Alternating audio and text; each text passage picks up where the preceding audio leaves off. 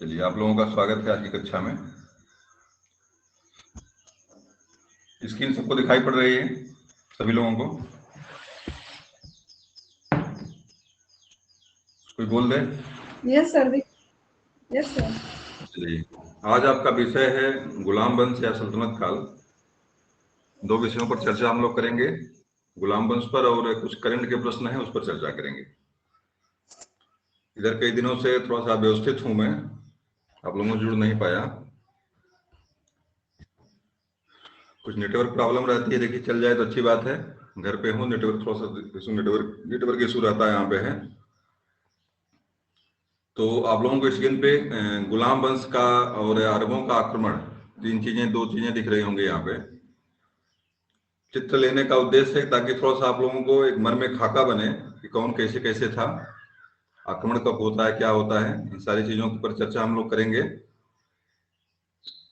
भारत में जो मुगल साम्राज्य की स्थापना या मुगल के पहले आपका जो भारत में तुर्क लोग आए, जो सल्तनत की स्थापना करते हैं, सल्तनत काल जिसको हम कहते हैं। मुगल और सल्तनत दोनों लोग उस जात के तो मुसलमान ही थे। शिया और सुन्नी का संबंध खास करके मानिए आप, जो है जैसे मुगल शिया थे और सल्तनत काल वाले जो है सुन्नी थे। दोनों लोग जात के मुसलमान ही थे। मुसलमान में मतलब उन दोनों को धर्म जो इस्लाम ही था और इस्लाम का प्रचार प्रसार दोनों लोगों का ही उद्देश्य था। थोड़ा सा अंतर था दोनों लोगों में। फिलहाल आज हम चर्चा करेंगे जो प्राथमिक आक्रमण आपके हुए हैं मुगलों का भारत पर, उस पर हम चर्चा करेंगे। पहले चेहरा दिख रहा होगा आपको यहाँ पे मोहम्मद बिन कासिम का। मोहम्मद बिन कासिम यहाँ पे पहले दिख रहा होगा, जो भारत पर आप लोग जानते हैं भारत पर प्रथम आक्रांता था ये, जिसने भारत पर प्रथम बार कोई ऐसा मतलब अरबों का अरब जो अरबियन जानते हैं आप लोग हैं कि 570 ईस्वी में मोहम्मद साहब का जन्म हुआ था अरब में। मेरी आवाज मिल रही है आप लोगों को? मिल रही है। 570 ईस्वी में मोहम्मद साहब का जन्म होता है। और आप लोग जानते ही हैं कि मोहम्मद साहब के जन्म के बाद जो है बाकी शिक्षा दीक्षा, उनकी धर्म प्रचार और इस्लाम, सारी चीजें सबको पता है। नहीं पता होगे तो चर्चा करेंगे एक दिन हम इस्लाम धर्म पर। तो अरब में इस तरह से क्या होता है कि इस्लाम का वहां से उदय होता है अरब में। मोहम्मद साहब उसके पैगंबर बनते हैं और उदय होने के साथ साथ जो है पूरा पूरा पूरा अरब जो है, जो भी अरबियन लोग थे, इकट्ठा होते हैं और विश्व में धर्म के प्रचार के लिए, लूटपाट के लिए, क्योंकि अरब जो है वास्तव में कितना जर्जर रेगिस्तान ही है, बहुत कुछ है नहीं वहां। तेल ही था, तेल की पहले बहुत डिमांड नहीं थी। आज तो बहुत धनी और संपन्न लोग वहां पे हैं। सऊदी अरब, बाकी देश जो भी हैं, अबू धाबी, सभी लोग संपन्न है। कारण क्या? तेल वहां पे खूब है और तेल की बिक्री करते हैं और आराम से जो है ऐसे रहते हैं वहां पे लोग। लेकिन पहले प्राचीन काल में तेल की बहुत डिमांड नहीं थी, गाड़ी या बाकी चीजें चलना नहीं था, तेल ही था, पानी भी नहीं था। और चूंकि सारी चीजें जो है कि ऊसर और बंजर था तो बहुत कुछ पैदावार भी नहीं होती थी, मतलब संपन्नता लगभग नहीं के बराबर थी यहाँ पे। कुछ चीजें ही पैदा, जैसे खजूर हुआ, कुछ चीजें इस तरह से पैदा वहां पे होती थी अरब में। तो मोहम्मद साहब के उदय के बाद जो भी वहां के तुर्क थे, मुसलमान जो बने, वे सभी लोग विश्व में खलीफा के बारे में जानते ही हैं। मोहम्मद साहब के मृत्यु के बाद जो है धर्म का पैगंबर मुसलमानों का खलीफा बनता है और पूरे विश्व में इस्लाम धर्म के प्रचार के लिए तरह तरह के आदेश और उस तरह के निर्देश देता लोगों को, जाइए आप जाकर के जो है इस्लाम धर्म का प्रचार करिए। तो इसी को एक तरह से मान करके मानिएगा कि मोहम्मद बिन कासिम, जो चेहरा दिख रहा है आप लोगों को मोहम्मद बिन कासिम का, मोहम्मद बिन कासिम धर्म प्रचार के लिए आगे आता है और भारत में आक्रमण करता है 712 ईस्वी में। राजा दाहिर शासक था, इसके पहले भी 2-3 आक्रमण इसके मोहम्मद बिन कासिम के हुए हैं भारत पर, पड़ोसी क्षेत्रों पर आक्रमण किया है, पराजित हुआ था। लेकिन इसके पहले जब सबसे इसका महत्वपूर्ण आक्रमण जो होता है, चलिए सीधे आपको हम ले चलते हैं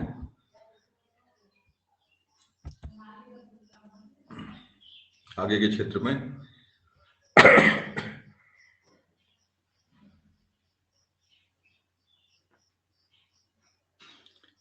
देखिए मोहम्मद बिन कासिम दिख रहा होगा आप लोगों को।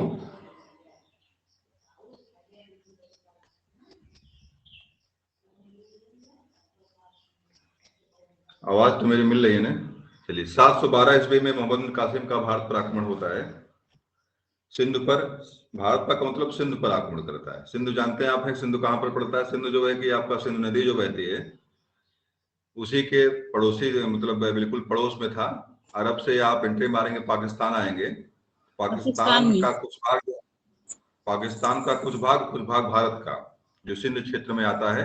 और सिंध में खासकर वर्तमान में जो है कि जो पंजाब का क्षेत्र है, कुछ पंजाब उसमें पाकिस्तान में आज भी पाकिस्तान में कुछ पंजाब है, कुछ पंजाब आपके जो है इधर नदी के पार है। नदी के उधर भाई पाकिस्तान पंजाब था, इधर भी पंजाब था। तो सिंध का जो क्षेत्र था, सिंध नदी के जो तराई क्षेत्र जो थे, वहां पर जो है वो आक्रमण करता है मोहम्मद बिन कासिम 712 ईस्वी में। उसमें वहां पे हिंदू शासक राजा दाहिर का शासन था। आक्रमण करता है और वहां पर विजय मिलती, विजय श्री प्राप्त होती उसको। कई जगह पर उसके पारीपन आक्रमण होते हैं वहां पे सिंधु पर। एक मिनट, ये देखिए चित्र दिख रहा होगा आपको राजा दाहिर का, ब्राह्मण राजा दाहिर सेन। तो आक्रमण करता है वहां पे और पराजित हो जाते हैं ये दाहिर। पराजय के पीछे कई कारण लोग बताते हैं इसमें इनका शंकर जो लड़का था, इनका बड़ा लड़का शंकर नाम था उसका, शंकर देव नाम था। दक्षिण भारत में तीर्थ यात्रा पर सैनिकों के साथ गया हुआ था। मतलब इसमें पूरा पूरा जो है कि जब आक्रमण करता है तो जो इनकी जो राज्य था इसमें सैनिक कम थे वहां पे, और इस टाइम पे आक्रमण करके कब्जा कर लेता है इस पर। जब उसको सूचना मिलती है शंकर को तो वापस लौट के आता है और मोहम्मद बिन कासिम ने एक अफवाह फैला दी थी कि मेरे साथ और भी सैनिक आ रहे हैं पीछे से। आ तो रहा था, चलिए आ रहा था शंकर देव। आवाज मेरी मिल रही है ना आप लोगों को? आवाज आ रही है जी, शंकर देव आ तो रहा था शंकर देव अपनी सेनाओं के साथ, लेकिन जो है कि मोहम्मद बिन कासिम ने अफवाह फैलाई थी कि मेरे साथ जो है सम्राट भी जो है कि मतलब जो जो तुर्क सम्राट है, जो खलीफा की सेनाएं वो भी पीछे से आ रही हैं। तो शंकर देव की सेनाएं आ रही थी और अफवाह फैल गई कि मतलब जो है कि मोहम्मद बिन कासिम की सेनाएं आ रही हैं, और उसके जो सैनिक लड़ रहे थे दाहिर के, वो डर के मारे भाग जाते हैं वहां से, बिल्कुल उसका मैदान छोड़कर भाग जाते हैं। और सेना तो शंकर की थी, लेकिन दुर्भाग्य से जो अफवाह फैली वो मोहम्मद बिन कासिम के पक्ष में थी। इस तरह से क्या होता है कि पूरा पूरा जो है कि सिंध पर जो है धीरे धीरे आक्रमण कर लेते, धीरे धीरे कब्जा करता है दाहिर। इस तरह से प्रथम आक्रमण था मोहम्मद बिन कासिम का, जिसने भारत में राज्य विस्तार और लूटपाट के लिए आक्रमण किया। मोहम्मद बिन कासिम का आक्रमण जो भारत में सत्ता के लिए भी था, सत्ता भी स्थापना करता यहाँ से है और लूटपाट भी करता है। एक ग्रंथ मिलता है, चाचनामा नाम उसका है, चाचनामा। परीक्षा में कई बार पूछा भी है चाचनामा, तो दिमाग में रखिएगा। चाचनामा एक ग्रंथ है जिसमें प्रथम बार ये मतलब इस युद्ध के बारे में उल्लेख मिलता है, चाचनामा। तो कई बार पूछता है कि मोहम्मद बिन कासिम और राजा दाहिर के बीच जो संघर्ष हुआ था उसमें इसका उल्लेख कहाँ पे मिलता है? तो इसका उल्लेख क्या है? चाचनामा पुस्तक है, किताब। इसके लिखने वाले जो हैं अय्या अल बलधूरी, अय्या अल बलधूरी नाम के लेखक हैं, उन्होंने लिखा था इसको। तो इस तरह से यहाँ पे क्या होता है कि आपका भारत पर जो है कि प्रथम बार अरबों का आक्रमण होता है, यहाँ पे सत्ता स्थापित होती है। मोहम्मद बिन कासिम और कई सूचनाएं यहाँ पे मिलते हैं जो कि थोड़ा सा काम किया आपके हैं। जब आक्रमण करता है यहाँ पे, तो यहाँ पे इस समय राजा दाहिर की 2 लड़कियां थी, वो पकड़ लिए जाते हैं इस कब्जे में, क्योंकि अरबों की ये नीति थी कि जो भी औरतें और लड़कियां जो बंदी बनती थी सबको अरब भेजते थे। और दोनों लोग पकड़े जाते हैं यहाँ पे हैं, ना तो उनका फिलहाल दिमाग में नहीं आ रहा है, और पकड़ करके वहां भेजी जाती हैं। दोनों लड़कियों ने मतलब इल्जाम लगाया मोहम्मद बिन कासिम पर, खलीफा के सामने पेश वहां पे होते हैं कि इन्होंने जो है कि हमारे साथ दुर्व्यवहार किया है और मैं आपके लायक नहीं हूं। तो इसी जब जानकारी मिलती है खलीफा को, बहुत गुस्सा से आग बबूला होता है और इनको कहता है इसको जो है कि एक कच्ची खाल की खोल में मोहम्मद बिन कासिम को भरवा के मेरे सामने पेश किया जाए। तो मोहम्मद बिन कासिम को एक खोल में भरवाया जाता है और सिलवा दिया जाता, उसी में है, उसी में सिलवाने के बाद उसकी मृत्यु हो जाती है मोहम्मद बिन कासिम। मतलब इतना बढ़िया सम्राट, जिसने जो है मतलब सम्राट क्या कह लीजिए, राजा कह लीजिए या आक्रमणकारी कह लीजिए, जिसने पूरे पूरे सिंध पर आक्रमण करता है, विजित करता है, एक झूठी अफवाह के चक्कर में खलीफा ने आदेश किया कि इसको जो है कि एक मतलब खोल में भरवा लाइए, पशु की जो कच्ची मांस के खोल में मतलब थैली में भरवा के इसको मेरे सामने पेश किया जाए। उसी में उसकी मृत्यु हो जाती है। इस तरह से मोहम्मद बिन कासिम का जो है अंत भी हो जाता है। इस तरह 712 ईस्वी में जो प्रथम आक्रमण होता है मोहम्मद बिन कासिम का, राजा ताहिर पर सिंध पर विजय प्राप्त करता और इस तरह से उसका अंत हो जाता है मोहम्मद बिन कासिम का यहाँ से। और मोहम्मद बिन कासिम के बाद जो आक्रमणकारी मिलते हैं, उसका नाम जो आता है वो भी काम के आपके है। इसके बाद देखिए नाम आता है महमूद गजनवी का। इसके बाद मोहम्मद गजनवी का नाम आता है। मोहम्मद गजनवी के बारे में सभी लोग जानते हैं। भाई किसी को पता है इसमें है मोहम्मद गजनवी के बारे में? जी। देखिए जरा सा इनके बारे में देख लीजिए क्या क्या काम किया था इन्होंने।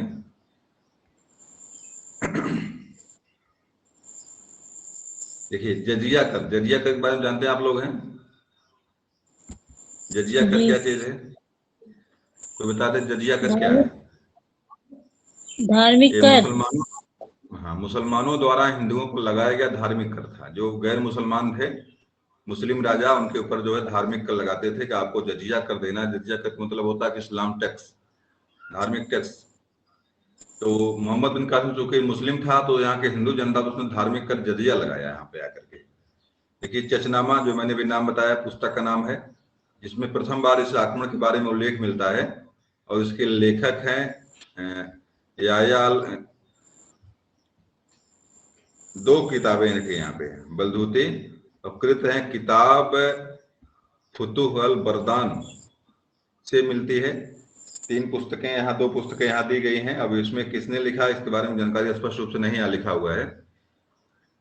देखिए उद्देश्य क्या था? धन संपदा लूटना और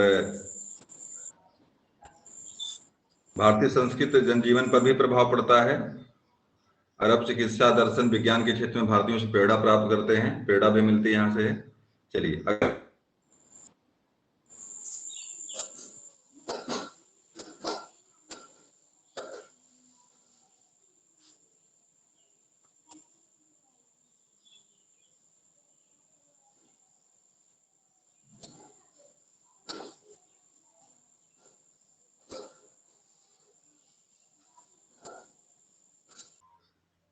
चलिए पुनः आप लोगों का स्वागत है।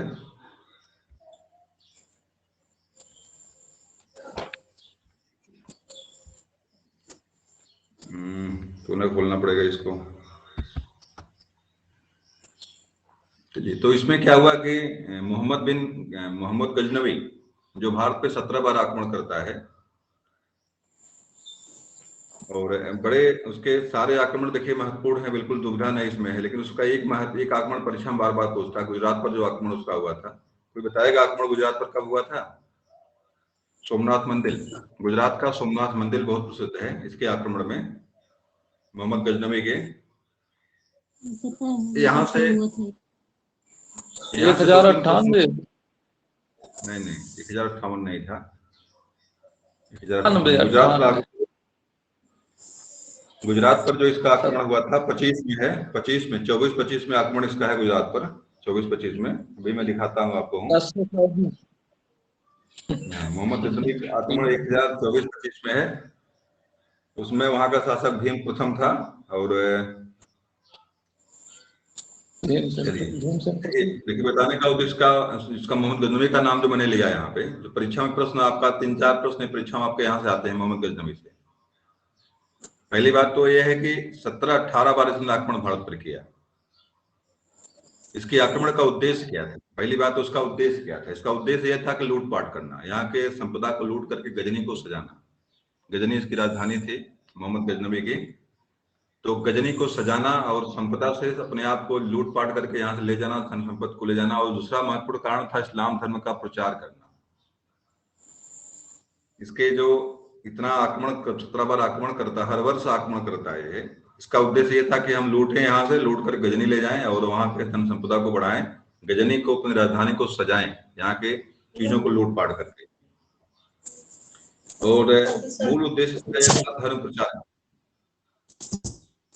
आप जानते होंगे 17 बार आक्रमण करना भारत पर। देखिए 1998 से लेकर 10-23 तक आक्रमण करता है, मतलब 1095 से लेकर 998 से लेकर के 1030 ईस्वी तक आक्रमण करता है, लगातार 17 बार आक्रमण करता है ये।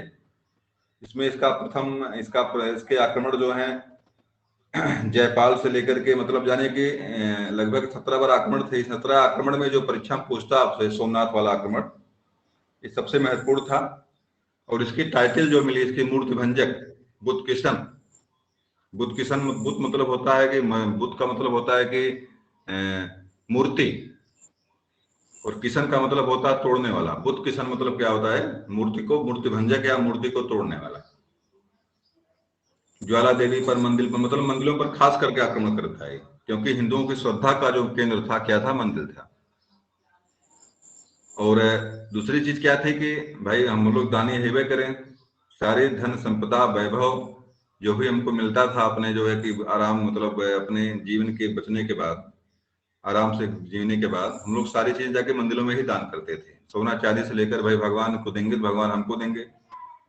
तो सारी संपत्ति, पूरे भारत की संपत्ति मंदिरों में उस समय केंद्रित थी। मंदिर उसमें प्रधान थे, धर्म प्रधान देश था हमारा।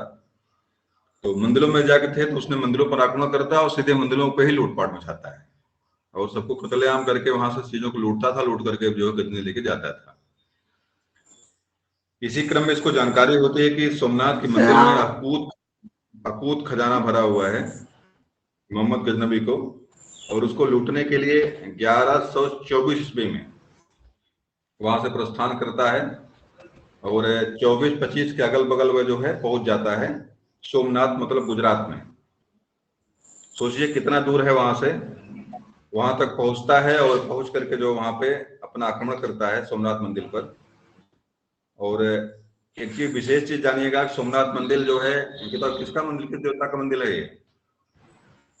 भारत माता का। नहीं, कोई बता दे भाई, सोमनाथ मंदिर किसका मंदिर है, किस देवता का मंदिर है? शिव जी का है क्या? शंकर जी का मंदिर था। इसकी विशेषता, इस मंदिर की विशेषता थी, इसकी विशेषता थी कि यहाँ पे शंकर जी की एक मूर्ति थी, और वह मूर्ति न जमीन पे थी, ना ही मतलब ऊपर कहीं टंगी थी, ना इधर कहीं कुछ सपोर्ट कोई था, मतलब कोई सपोर्ट नहीं था उस मूर्ति पर। आवाज नहीं आ रही है। आवाज हमारी नहीं आ रही है? कोई और बोल ले भाई, आवाज हमारी आ रही है कि नहीं? नहीं, साफ आ रही है। आ रही है सर, आवाज आ रही है। देखिए जो मूर्ति थी, जो शंकर जी की मूर्ति थी, मतलब उस मूर्ति पर कोई सपोर्ट नहीं था, नीचे स्थान, ऊपर तो मूर्ति लटकी हुई बीच में थी शंकर भगवान की। और यहाँ पर लगभग 500 साधु जो है पूजा करते थे, मतलब इस मंदिर में 500 पुजारी थे। ये सभी पुजारी जब सोमनाथ पर आक्रमण होता है इसका, मोहम्मद गजनबी का, सभी पुजारी जो महामृत्युंजय जाप कर रहे थे उसमें, कि मतलब इसको हम अपने जो है कि अपने अभी शक्ति से हम इसको जो मोहम्मद गजनबी को भगा देंगे, यहाँ से मार के भगा देंगे। शंकर भगवान अभी आएंगे फिर, और मोहम्मद गजनबी पर आक्रमण करेंगे, हमला कर देंगे, और मोहम्मद गजनबी मारा जाएगा। मंत्र का जाप कर रहे थे यहाँ से। इस मूर्ति पे सबसे बड़ी बात, जो मूर्ति थी यहाँ पे, इस मूर्ति मैंने बताया कि न जमीन, मतलब यहाँ पे नहीं थी, यहाँ पे मतलब कहीं पर टिकी नहीं थी, ऊपर बिल्कुल बीच में लटके हुए थे। मानते थे लोग कि शंकर जी की शक्ति इसमें है, इसलिए जो है न ऊपर टिकी है, नीचे टिकी है। तो मोहम्मद गजनबी आता है और मूर्ति को देखता है, साधु लोग मूर्ति को देखता है, उसको भी आश्चर्य होता है, भाई कैसे टिकी हुई है। साधु लोग उससे मतलब विनती करते हैं कि आप मूर्ति को नहीं तोड़ेंगे, जो भी कहिए मैं संपत्ति आपको जो है दे दूं यहाँ से। लेकिन जो है मानता नहीं, वो कहता कि मैं बुद्धकुशन हूँ और मूर्ति भंजक हूं मैं, और मैं आपके इस धर्म को विनाश करने के लिए यहाँ पे आया हूं। तो क्या करता है, दीवार को तोड़वा देता है, मूर्ति नीचे गिर जाती है और मूर्ति को तोड़ देता है, तोड़ करके लाद करके इसको ले जाता है गजनी। और वहां पर जो है कि मस्जिदों में बाकी जगह पे जो नीचे थी, जो जहाँ पे लोग आते जाते थे चौतारों पर या रास्तों पर चबूतरों पर जाकर के जो मूर्ति कुछ अंशों को जगह जगह जाके फिट करवाता है कि देखिए आपके शंकर भगवान यही हैं, सारी चीजें मतलब उठा के ले जाता है यहाँ से। तो मिला जुला कहने का उद्देश्य ये था कि जो मूर्ति थी इसमें एक चुंबक लगे हुए थे, दीवार पे क्या लगे हुए थे, जगह जगह चुंबक फिट थे, और जो ही दीवार तोड़ता है सारी मूर्ति धराशायी होकर के गिर जाती। चमत्कार आजकल हम लोग ऐसे देखते हैं ना भाई, तरह तरह के धार्मिक चमत्कार लोग हैं, बाबा लोग जो दिखाते हैं हम लोग ऐसे देखते हैं। वास्तव में कोई ईश्वर कोई चमत्कार नहीं करता है। चमत्कार करने वाले, दिखाने वाले हमारी आंखें हैं और हम ही लोग चमत्कार करते हैं, दिखाते हैं। उसी तरह की व्यवस्था थी। अगर वास्तव में शंकर भगवान या कोई देवी देवता होते तो कम से कम भाई गजनवी को तो रोकते। उन्हीं के मंदिर को तोड़ रहा है, उन्हीं की चीजों को विध्वंस कर रहा है। ज्वाला का मंदिर हो चाहे शंकर भगवान का मंदिर हो, सबको नष्ट भ्रष्ट करता, लूटपाट करके पथ ले जाता है। तो सोमनाथ मंदिर का आक्रमण परीक्षा बार बार पूछा आप लोगों से, इसको जरूर याद रखिएगा।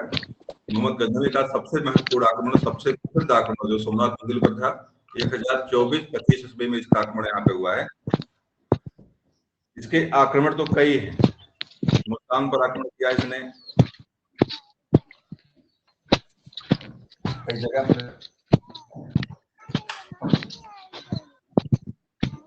लेकिन चलिए मोहम्मद गजनवी की बात करें, देखिए 2-3 प्रश्न और पूछते हैं आप। एक पुस्तक का नाम है जिसका नाम है शाहनामा। भाई कोई कॉल कर रहा है, जरा अपना माइक बंद कर ले, अपना माइक बंद कर ले। कोई व्यक्ति कहीं चल रहा यात्रा में है तो अपना माइक बंद कर ले।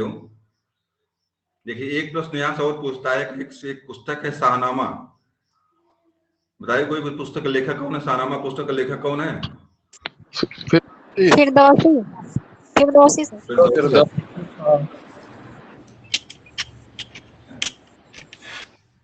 और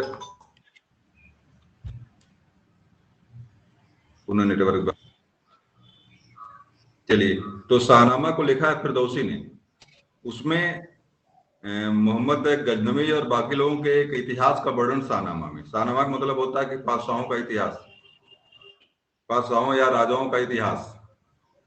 शाह का मतलब होता है बादशाह और नामा का मतलब होता है पत्र। अंग्रेजी उर्दू में अगर आप आएंगे तो शाह का मतलब होता है राजा और नामा का मतलब होता है पत्र। अगर उर्दू पढ़ेंगे तो आपको मिलेगा कहीं कहीं। तो शाहनामा का मतलब क्या हो गया? बादशाहों के नाम का पत्र या बादशाहों का इतिहास। तो शाहनामा पुस्तक में बादशाहों का इतिहास लिखा हुआ है और इसके लिखने वाले थे फिरदौसी। एक के बाद में आपको भी मिलेगा आगे बलबन, बलबन का नाम आगे मिलेगा आपको। बलबन ने कहा था कि मैं क्या वंश का हूँ, गयासुद्दीन बलबन। बलबन ने कहा था कि मैं अफरासियाब वंशज का हूँ, अफरासियाब वंशज का। अफरासियाब का उल्लेख जो प्रथम बार जहां मिलता है वो आपके शाहनामा पुस्तक में। ईरान के शासकों का इतिहास अफरासियाब, मतलब ईरान के शासकों का इतिहास शाहनामा में है। और बलबन ने कहा कि मैं अफरासियाब वंश से हूँ, मतलब मैं भी जो है ईरान के जो बादशाह थे उन्हीं का वंशज हूं मैं। रक्त और खून नीति जो अपनाया था उसने, बलबन ने। तो प्रथम बार जो अफरासियाब वंश का उल्लेख जहां मिलता है वो शाहनामा पुस्तक मिलता है। इसके लेखक फिरदौसी हैं। परीक्षा में बार बार पूछा भी गया कि मतलब शाहनामा के लेखक कौन? परीक्षा में दिमाग में याद रखिए, फिरदौसी हैं। और इसमें ईरान के बादशाहों का इतिहास है। ईरान के जो राजा थे उनके वंशज थे, उनके बादशाहों का इतिहास है शाहनामा। तो अलबरूनी कहाँ का था? तो इसका जवाब आपका रहेगा कि मतलब ईरान का था। मोहम्मद गजनवी के साथ भारत आया था। इसके अलावा भी कई लोग और भारत आए थे, लेकिन मुख्य रूप से आपका जो है अलबरूनी का नाम खास करके यहाँ परीक्षा में पूछा। शाहनामा जरूर याद रखिएगा, शाहनामा और फिरदौसी। और यहाँ पे शाहनामा में जो है ईरान के बादशाहों का जो है इतिहास है। तो इस तरह से मोहम्मद जो इसका आक्रमण होता है यहाँ पे है मोहम्मद गजनवी का शत्रु आक्रमण, जो उसमें शाहनामा पुस्तक का नाम विशेष रूप से उल्लेखनीय है और इसको परीक्षा में पूछता है, इसको याद रखिएगा दिमाग में। चलिए आगे बढ़ते हैं यहाँ से हम जो है मोहम्मद गजनवी से।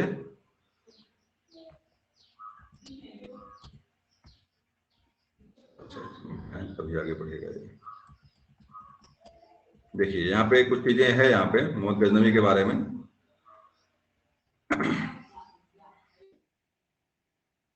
इसका बहुत महत्वपूर्ण है। परीक्षा में प्रश्न यहाँ से लगभग कम के ही पूछता है। आपका यही 1100 जो आपका आक्रमण यहाँ पे हुआ था, देखिए मोहम्मद गजनवी को उपाधि दी गई थी एक यामीन उल दौला उपाधि दी थी, धर्मरक्षक की भी उपाधि हम। भारत पर 17 बार आक्रमण, परीक्षा में पूछता है भारत पर 17 बार आक्रमण किसने किया था, ये तो सबको पता हो गया। इसको आक्रमण करने वाले आपका मोहम्मद गजनवी था। और इसका प्रथम आक्रमण देखिए 101 ईस्वी में है, यहाँ पे 101 ईस्वी में प्रथम आक्रमण इसका यहाँ पे है। जयपाल पर आक्रमण किया था प्रथम बार इसने। देखिए किताबुल, ये भी पुस्तक महत्वपूर्ण है।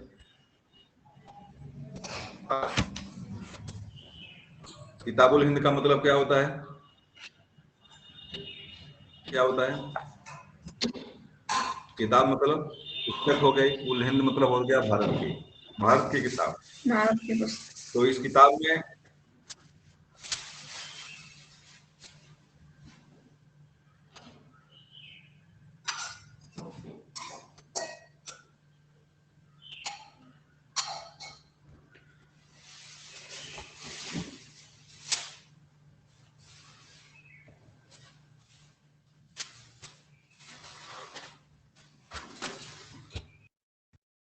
अल्बरूनी लिखा है, परीक्षा में बार बार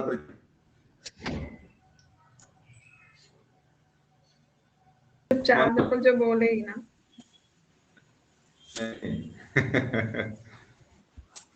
बुद्ध का मतलब होता है मूर्ति।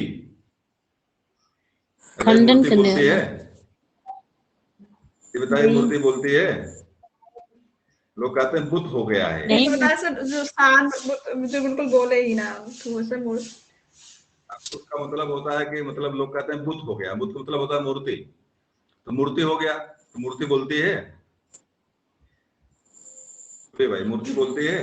मुहावरा जो मुहावरा हम लोग प्रयोग करते हैं गांव देहात, बुद्ध होना का मतलब होता है मूर्तिवत हो जाना, मूर्ति बन जाना। तो बुद्ध का मतलब यहाँ पे मूर्ति है। बुद्ध का मतलब क्या होता है, अगर आप उर्दू पढ़ेंगे, थोड़ा सा सौभाग्य मुझे मिला था, मैंने जो है प्रयास किया है बहुत चीजें सीखने का, तो आप लोग भी प्रयास करिए, विभिन्न भाषाओं को सीखने का प्रयास करिए। कुछ शब्दावली मुझे पता है, इसका मतलब क्या होता है। बुद्ध माने होता है मूर्ति, और किशन का मतलब होता है तोड़ने वाला। देखिए यहाँ पे लिखा हुआ है मूर्ति भंजक। बुद्ध का मतलब मूर्ति और किशन का मतलब क्या होता है, तोड़ने वाला है, भंजक तोड़ने वाला। तो मोहम्मद गजनवी की जो उपाधि मिली उसको, जो मूर्ति भंजक की उपाधि लिया था, उसने कहा कि मैं मूर्ति भंजक हूँ, बुद्ध किशन हूं मैं।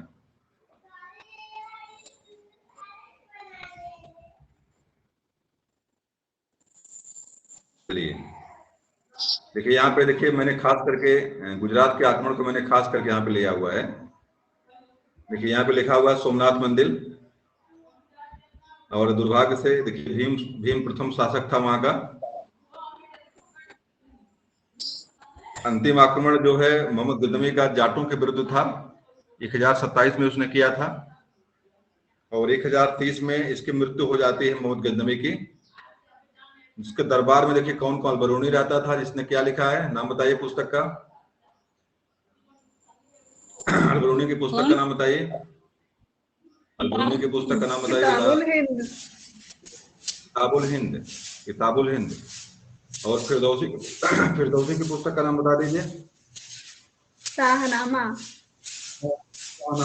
और इन दोनों कोई पुस्तक खास करके नहीं लिखी है, उतबी और बैहाकी के। इसमें लिखने वाले तो भी बहुत कुछ लिखे होंगे, लेकिन कोई फेमस पुस्तक नहीं इनकी है। देखिए अल्बरूनी को अबू रेहान भी कहा जाता था, मतलब रेहान नाम दे दे अल्बरूनी की जगह पर, तभी आप मानेंगे कोई चीज है, कुछ और नहीं है।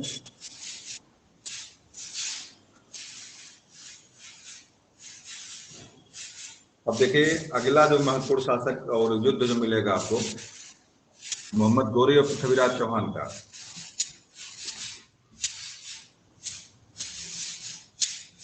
आपका मोहम्मद गोरी का आक्रमण जो भारत पर होता है, आक्रमण तो इसने कई किए, शुरुआत में किए थे मोहम्मद गोरी ने, लेकिन जो मुख्य प्रसिद्ध आक्रमण जो मोहम्मद गोरी का जो परीक्षा में आपसे पूछेगा, या परीक्षा में जो पूछता आपसे है मोहम्मद गोरी के आक्रमण को लेकर के, पृथ्वीराज चौहान को लेकर के, तराइन का प्रथम और द्वितीय युद्ध को लेकर चर्चा करता है यहाँ पे। और अंतिम युद्ध जिसका जो कन्नौज का युद्ध जो था, यहाँ पे जयचंद का नाम आप लोगों को सुना होगा। एक पुस्तक का नाम बड़ा फेमस यहाँ पे है, इसमें इसका उल्लेख मिलता है खास करके। पुस्तक वह चंद्रबरदाई की पुस्तक का नाम बताइए भाई। चंद्रबरदाई की कौन सी पुस्तक थी?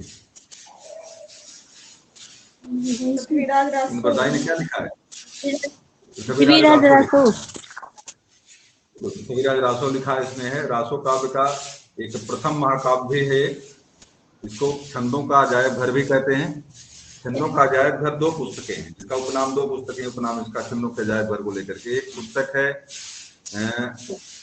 रामचंद्रिका, एक पुस्तक है पृथ्वीराज रासो। दोनों का टाइप ये है छंदों का अजायब घर। अगर हिंदी पढ़ेंगे आप, दोनों चीजें मिलेंगी आपको। तो ये सब रामचंद्रिका लिखा है। किसने? केशव दास ने। अरे कठिन काव्य का प्रेत जिन्हें कहते हैं, भक्ति काल और रीत काल के सेतु जिसके रूप में जो प्रसिद्ध हैं, कठिन काव्य का प्रेत, रामचंद्रिका, रामचंद्रिका, नक्सिक वर्णन और कवि प्रिया, ये सब रचनाएं केशवदास की हैं। रसिक प्रिया, हाँ, सारी रचनाएं केशवदास के हैं। तो केशवदास से छोड़िए, केशवदास तो जाने का उद्देश्य नहीं था हमारा यहाँ पे। पृथ्वीराज रासो जो लिखा हुआ है, पृथ्वीराज चौहान को लेकर लिखा हुआ है। और एक चीज और जानिएगा, पृथ्वीराज रासो को एक चीज और जानिएगा यहीं से। एक खंड मिलता है कि आप क्या नाम है, आदिकाल में जब जाएंगे तो वहां पे एक रासो काव्य मिलता है। इसमें जगनिक का नाम विशेष रूप से, जगनिक का नाम बता दीजिए भाई। जगनिक ने क्या लिखा है? आला खंड, परमाल राम,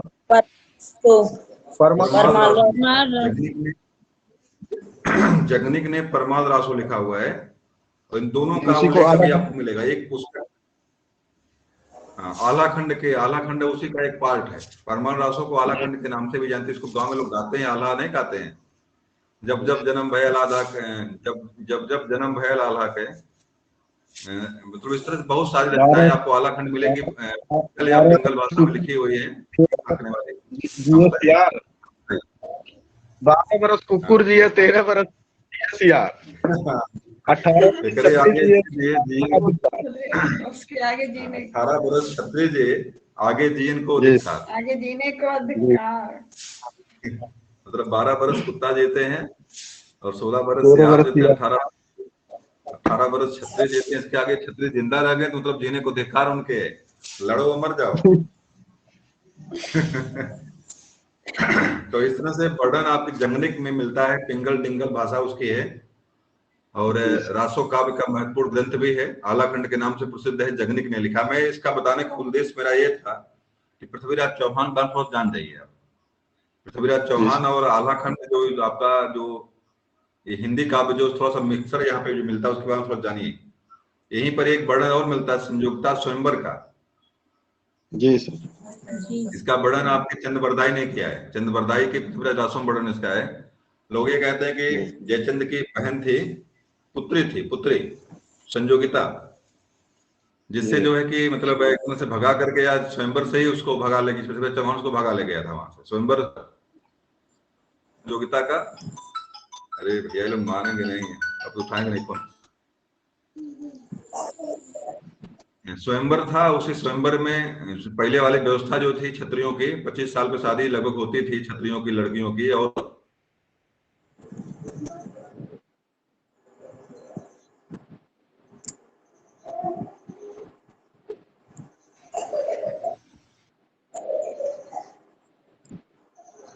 नाटक था। मेरी आवाज मिल रही है? जी सर। चलिए, जो भी राजा महाराजा आते थे उसमें स्त्री जो होती थी या लड़की जो होती थी अपने पति का वरण करती थी। स्वयंवर कहते हैं। स्वयंवर का मतलब होता है स्वयं वरण करने वाली स्त्री, उसको स्वयंवर कहते हैं। स्वयं चुनाव करती थी। लेकिन आज की भी परंपरा में वो पुरातन व्यवस्था आज भी नहीं है। आज भी हम लोग जो शादी विवाह हमारा होता है इस तरह की व्यवस्था आज भी हम लोग नहीं कर पाते हैं। कि लड़कियों को इतनी कम से कम दे दें कि भाई अपना वर्ण, अपने पति का वर्ण, अपने जीवन साथी का वर्ण अपने खुद हिम्मत से खुद अपने कर सके। लेकिन पहले व्यवस्था थी ये स्वयंवर कथा, द्रौपदी की बात आएगी चाहे किसी की बात आएगी, हाँ उसमें कुछ राजा लोग जो है कि किसी प्रकार के परीक्षण करवाते थे, शर्त लगाते थे। भाई सही बात, सुंदर ठीक है कि सुंदरता के साथ साथ आपके अंदर एक गुण अगर है तो आप उसको मेरी लड़की को या मेरी पुत्री को आप जो है पुत्री आपका वर्ण करेगी। तो संयुक्ता स्वयंवर होता, उस स्वयंवर में जो है कि पृथ्वीराज चौहान किसी दोनों लोगों को बताते लोग, पहले प्रेम संबंध भी था पृथ्वीराज चौहान संयुक्ता में, बाद में जो है चौहान उसको वहां भगा ले जाते हैं, भाग भी जाती है वो। और इसी को लेकर के जयचंद में और चौहान में बड़ी द्वंद्वता मतलब शत्रुता हो जाती है। और बाद में जो है किसी का परिणाम था कि मोहम्मद गोरी जो दिख रहा है, मोहम्मद गोरी आपको, बाद में इसी का लाभ उठाता मोहम्मद गोरी, दोनों लोगों की कटुता का लाभ उठाता है। और जयचंद जो पृथ्वीराज चौहान का सहयोग नहीं करते हैं। और बाद में जो है कि इनके पतन का भी कारण, जयचंद के पतन का भी कारण सिद्ध होता है कन्नौज के युद्ध में जयचंद की भी हार होती है, चौहान खराइन के युद्ध में मारे जाते हैं। और इस तरह से क्या होता है कि यहाँ से जो राजपूत का वंश का अंत होता है। एक चीज और यहीं से मैं बताना चाहूंगा आप लोगों को, जो बीसल क्या नाम, नलपत क्या बोलते हैं उसको, अरे भाई आला किसने लिखा है क्या, जगनिक का जो परमाणु रासो है, जो आल्हा रुदल का वर्णन जो मिलता है, इन दोनों लोगों को मारने वाले कौन थे? पृथ्वीराज चौहान। पृथ्वीराज चौहान के युद्ध में ही, पृथ्वीराज चौहान के साथ युद्ध में दोनों लोग मारे गए थे, आल्हा रुदल दोनों लोग मारे गए थे। मतलब ये भी बहादुर शासक था, पृथ्वीराज चौहान बहादुर शासक था। परमाल रासो जो था ये मालवा का शासक था, मालवा नहीं, महोबा का शासक था, गलती हो गई मुझसे, महोबा का शासक था वो, महोबा का। और महोबा के बारे में आप लोग जानते हैं, पान की खेती के लिए प्रसिद्ध है वो, पान की खेती वहां पे होती है, जानते कि नहीं जानते हैं आप लोग? पान की खेती के लिए महोबा जो है प्रसिद्ध है। तो दोनों लोग जो है आल्हा रुदल दोनों लोग पृथ्वीराज चौहान के साथ संघर्ष में मारे गए थे। उनके बारे में बहुत सी कहानियां हैं, बहुत सारी चीजें हैं, लेकिन बताने का तो 3 चीज दिमाग में आपके यहाँ से आया होगा। जगनिक का जो रचना है परमाल रासो, आलाखंड के नाम से जानते हैं, और पृथ्वीराज चौहान का दरबारी चंद बरदाई, जिसने पृथ्वीराज रासो लिखा है। तो ये भी प्रश्न जान गए आप लोग जो है। और इसी बहाने दोनों लोगों के संबंध जयचंद में और पृथ्वीराज चौहान में मोहम्मद गोरी ने लाभ कैसे कैसे उठाया, इसके बारे में भी जाने आप। तो मुख्य रूप से बताने का उद्देश्य यहाँ पे यह था, मोहम्मद गजनवी तक जो आक्रमण हुए एक तरह से लूटपाट को लेकर के थे। यहाँ पे सत्ता स्थापना नहीं था उद्देश्य उनका, धर्म प्रचार उद्देश्य था। लेकिन मोहम्मद गोरी का जो आक्रमण होता है भारत पर, इसका उद्देश्य यहाँ पे सत्ता स्थापना है। और यहीं से भारत में जो है तुर्कों की या मुसलमानों की यहाँ पे नींव पड़ती है, शासन व्यवस्था यहाँ पे स्थापित होती है। मोहम्मद गोरी का जो आक्रमण था 1191 ईस्वी में था, इनका प्रथम युद्ध जो हुआ था, दोनों लोगों में संघर्ष होता है, पृथ्वीराज चौहान में मोहम्मद गोरी में। और इस संघर्ष में मोहम्मद गोरी पराजित होता है। वो लोग कहते हैं कि मतलब 45 मील तक राजपूतों ने तुर्कों की सेना का पीछा किया। लेकिन राजपूतों में एक व्यवस्था थी, जो भागता उसको छोड़ देते थे, मारते नहीं थे उसको। जो पीठ दिखा दिया उस पर हमला नहीं करते थे, धर्म करते थे लोग। और इसी का परिणाम हुआ कि 1 साल बाद पुनः भाई मारत किसी की नहीं, भागने लगे लोग, छोड़ दिए, जाने दो, भाग रहे हैं तो छोड़ दो इनको, कत्ल नहीं किया उनका। वो सेना पुनः इकट्ठा होती है। मोहम्मद गोरी 1 साल सोया नहीं, यहाँ से जाने के बाद गजनी पुनः लौटता वापस है, लेकिन 1 साल तक वो तैयारी करता, कबीलाई सैनिकों को भर्ती करता है और बढ़िया सेना का निर्माण करता है। और पुनः 1192 में पुनः आक्रमण करता है। और होता क्या है, 1192 में पृथ्वीराज चौहान होते हैं और भारत में तुर्कों की मुसलमानों की सत्ता की स्थापना यहीं से शुरू होती है। और भारत पर जो दिल्ली पर जो है मोहम्मद गोरी का आधिपत्य स्थापित हो जाता है। एक विशेष चीज यहाँ से जानने लायक यहाँ से एक हारे क्यों है, मोहम्मद गोरी जीता क्यों, पृथ्वीराज चौहान हारे क्यों? बात आती है यहाँ से हारने जीतने वाली। पहली बात ये थी कि भारत में थी हिंदू धर्म व्यवस्था थी। यहाँ पे हिंदू धर्म व्यवस्था के अनुसार जो है कोई भी शूद्र या ब्राह्मण सेना में भर्ती नहीं हो सकता था। यहाँ पे मात्र क्षत्रिय ही सैनिक काम करते थे। एक चीज और ही जानिएगा आप लोग, जो है पृथ्वीराज चौहान जब आक्रमण करता है, मोहम्मद गोरी जब आक्रमण करता है, 100 राजपूतों की लगभग 100 राजपूतों या 1000 राजपूत राजकुमारों को इकट्ठा करता है, जो भी मतलब अगल बगल के राज थे। आप जानते हैं कि जब मोहम्मद गोरी का आक्रमण होता है, भारत विभिन्न राज्यों में बटा हुआ था, छोटे छोटे कबीलाई राज थे, राजपूत अपनी सत्ता स्थापित किए हुए थे, सब पर शासन करते थे, मतलब इकट्ठा कोई नहीं था, कोई दिल्ली पर, कोई मेवाल पर, कोई मालवा पर, जगह जगह अपनी सत्ता स्थापित किए हुए थे लोग। तो मतलब लगभग 1000 या 100 लोगों को जो है 100 राजाओं से सहायता लेता है और सैनिकों को इकट्ठा करता है, मोहम्मद पृथ्वीराज चौहान इकट्ठा करता है। लेकिन इसमें जयचंद जो है साथ इनके नहीं आता है, पृथ्वीराज चौहान साथ जयचंद नहीं आता है। तो प्रथम युद्ध में तो मान लीजिए हरा दिए, भाग गया हो मोहम्मद गोरी, इनकी सत्ता, इनका उत्साह बढ़ा यहाँ से। लेकिन बाद में साल भर के जो बाद जो पुनः आक्रमण करता है, तो उसमें जयचंद जो मिल जाता है इन लोगों को जाकर के, जयचंद मोहम्मद गोरी के साथ जाकर के मिक्स मिल जाता है, 3-4 लोग मिले जाकर के, जिसमें जयचंद भी था। आज भी लोग मुहावरा प्रसिद्ध जयचंद होना आज भी एक मुहावरा प्रसिद्ध जयचंद होना।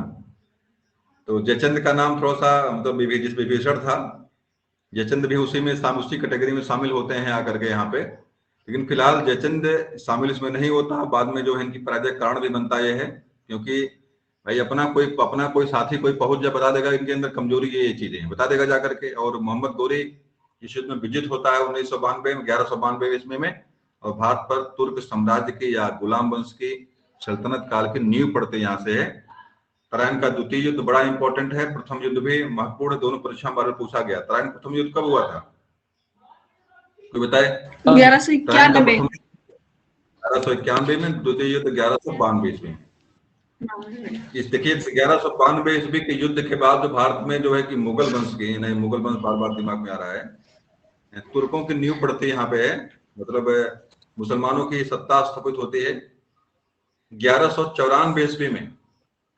2 साल के बाद मोहम्मद गोरी जयचंद पर आक्रमण करता है, जयचंद कन्नौज, वही जयचंद जो चौहान साथ आने को तैयार नहीं था। अब चूंकि भारत पर सत्ता स्थापित उसकी हो गई थी, तो जयचंद जो है कि लगातार एक तरह से मतलब न समर्थन था ना ही विरोधी था, और अकेला पड़ गया था, चूंकि साथ किसी का दिया नहीं था। तो उसने कहा भैया यही बढ़िया टाइम है, इस पर आक्रमण करके इसको जीत लिया जाए।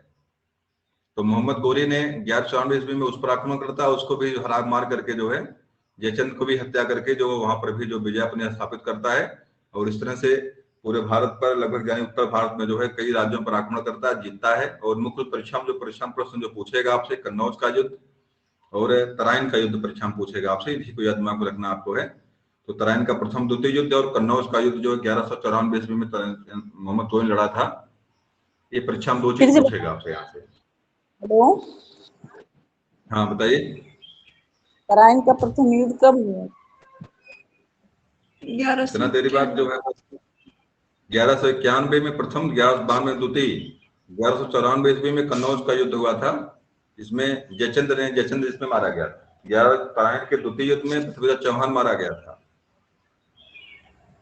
चलिए, तो इस तरह से भारत में जो है स्थापना हो जाती है। और एक चीज जानिएगा, भारत में कन्नौज युद्ध के बाद मोहम्मद गोरी पुणे वापस लौट जाता है यहाँ से, और यहाँ की सत्ता की बागडोर जो है ऐबक को सौंपता है, कुतुबुद्दीन ऐबक को। कुतुबुद्दीन ऐबक गुलाम था मोहम्मद गोरी का। अभी इसके बारे में बाद में चर्चा करेंगे हम। गुलाम वंश का नाम गुलाम वंश क्यों पड़ता है, क्योंकि बाद के जो 3-4 शासक जो हुए हैं सब के सब गुलाम ही थे, और गुलामी की व्यवस्था जो थी, गुलाम माने जानते हैं क्या होता है आप लोग? गुलाम क्या चीज है भाई? किसी के अधीन तो जाने। देखिए, गुलाम का मतलब ये होता है कि पहले आदमियों की खरीद फरोख्त आदमियों की होती थी, आदमी पहले खरीदे बेचे जाते थे। जैसे मान लीजिए मेरे माता पिता हैं, मुझे पैसा लेकर 500 रुपए में किसी को बेच दिए, तो आजीवन मुझे उस व्यक्ति का गुलाम बन के रहना पड़ता, जो भी कहता था उसको मुझे करना पड़ता था। मतलब जो भी मेरे साथ चाहे वो कर सकता था, मुझे मार डाले, मुझे चाहे राजा बना दे, मतलब मेरे साथ जो भी चाहे वो, मतलब एक तरह से एक पशु की तरह। जैसे पशु आजकल जो है खरीदे बेचे जाते हैं, उसी तरह से पहले आदमी खरीदे, उस तरह से पहले आदमी को खरीदने बेचने की व्यवस्था थी। तो जो मुगल थे गुलामों को खरीदते थे, मतलब 500 रुपये दिए, 1000 रुपया दिए। हाँ, 1000 दिनारी का नाम सुना आपने होगा। 1000 दिनारी के नाम से कौन सा गुलाम प्रसिद्ध है? 1000 दिनारी। एक नाम सुनेंगे अभी आगे मिलेगा आपको, अलाउद्दीन खिलजी का नाम आएगा। उसमें उसका एक हिजड़ा था जिसका नाम था मलिक काफूर। जब उसने आक्रमण किया था गुजरात पर आक्रमण के दौरान जो है उसने मलिक काफूर वहां से मिला था, उसको हिजड़ा था, तो उसको उसने 1000 दिनार में खरीदा था। उसने उसे 1000 दिनारी कहते हैं। तो इसी तरह से विभिन्न गुलाम जो है विभिन्न जगहों से खरीदे गए थे। तो उसी में से खरीदे हुए गुलामों में से कुतुबुद्दीन ऐबक भी था। उसे कुतुबुद्दीन का मतलब होता है चंद्रमुखी। बहुत सुंदर था वो, चंद्रमुखी की तरह सुंदर था। तो फिलहाल जैसा भी था, लेकिन लाख बख्श के नाम से भी जानते उसको हैं। तो मतलब भारत में जब लौटा है मोहम्मद गोरी, लौटा यहाँ से, तो उसको लगा कि सबसे मेरा योग्य गुलाम कोई अगर है तो कुतुबुद्दीन ऐबक है। इसलिए उसने दिल्ली के अगल बगल लाहौर पे शासन था उसमें उसका, कुतुबुद्दीन ऐबक लाहौर में था उसमें। तो उसको सत्ता सौंपता है कुतुबुद्दीन ऐबक को, और सौंप करके यहाँ से वापस लौट जाता है गजनी।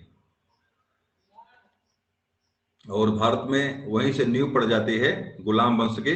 बाद में जानते हैं आप लोग हैं कुतुबुद्दीन ऐबक भारत में 1206 ईस्वी में यहाँ की गद्दी पर बैठता है कुतुबुद्दीन ऐबक। और 1206 में बैठा था ना, नीचे देखते हैं इसको हम, डेट क्या उसका है गद्दी बैठने का।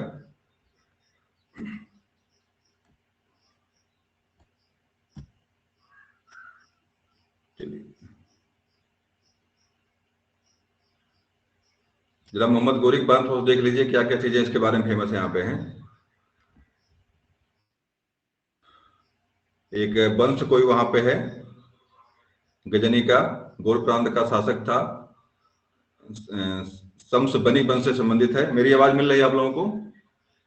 चलिए, प्रथम आक्रमण ये करता है 1175 में प्रथम आक्रमण करता है मोहम्मद गोरी। और 1178 में गुजरात पर आक्रमण करता है। मुगराज द्वितीय था वहां पे उसमें।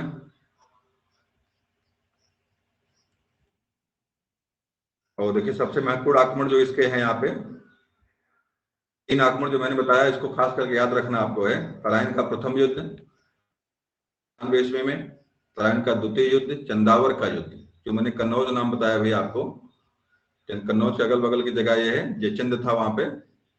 1194 ईस्वी में कन्नौज पर आक्रमण करता है ये है, और जयचंद को वहां से पराजित करता है।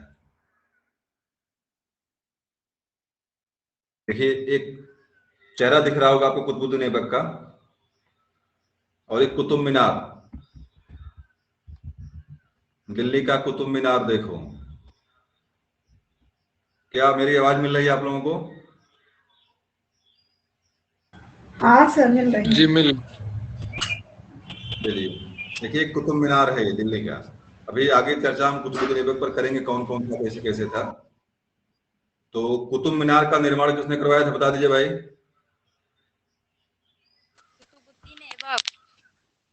कुतुबुद्दीन ऐबक ने करवाया था। किसके नाम से करवाया था? अपने नाम से करवाया होगा, तो बताएगा।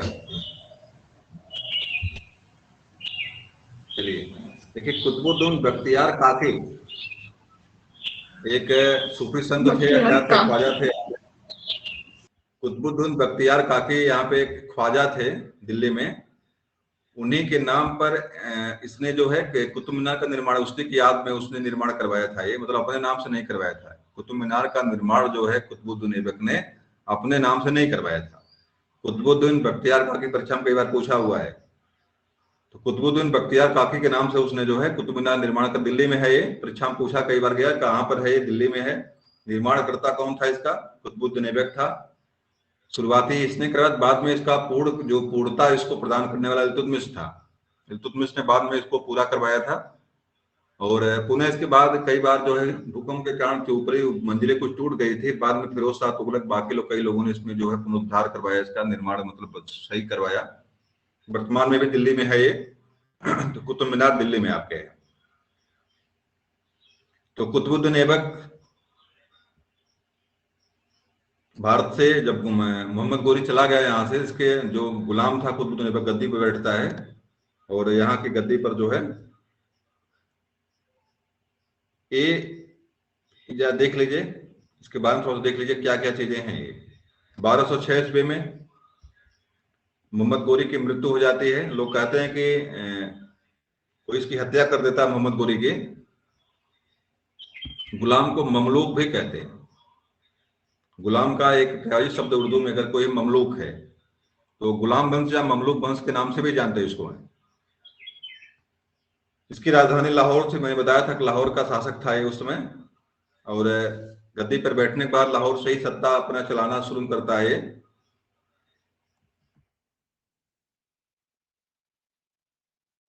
भारत में तुर्की साम्राज्य के नींव संस्थापक यही है, लेकिन मुख्य संस्थापक की बात करेंगे कि मतलब वास्तविक संस्थापक कौन था, इसका नाम इल्तुतमिश का नाम परीक्षा में देता है। तो दो चीजें आप यहाँ से याद रखेंगे, मतलब तुर्क वंश के भारत में नींव डालने वाला कौन था, तो कुतुबुद्दीन ऐबक था। लेकिन अगर बात करेंगे कि वास्तविक संस्थापक कौन था, तो इसका जवाब क्या देंगे आप लोग? इसका जवाब आप देंगे इल्तुतमिश को। इल्तुतमिश को वास्तविक संस्थापक कहते हैं। देखिए यहाँ पे लिखा हुआ है, ऊपर थोड़ा सा कट गया है, कुतुबुद्दीन ऐबक को लाख बख्श के नाम से भी जानते हैं। कुतुबुद्दीन ऐबक को लाख बख्श का मतलब क्या, तो दान देने वाला, मतलब दान खूब करता था ये, तो लाख बख्श के नाम से भी जानते हैं इसको हैं। और जरा देख लीजिए, एक चीज और यहीं से महत्वपूर्ण चीज आपके काम की है, कुरान खा। कुरान खा माने क्या होता है भाई? कुरान को खाने वाला कोई बता दे, कोई बता दे भाई, कुरान खा माने क्या है? पूरी तरह से कुरान ख्वा लिखा हुआ है, कुरान ख्वा। तो कुरान पूरी तरह से याद थी, इसको रट्टा मार के याद कर लिया था पूरी तरह कुरान को। ये बढ़िया कुरान को खाया तो नहीं था, लेकिन कुरान खा के नाम से प्रसिद्ध है, कुरान ख्वा के नाम से प्रसिद्ध है, क्योंकि पूरी तरह कुरान याद थी इसको, जबानी याद थी कुरान इसको, इसलिए कुरान ख्वा के नाम से इसको जाना गया। लाख बख्श भी कहा जाता है इसको है।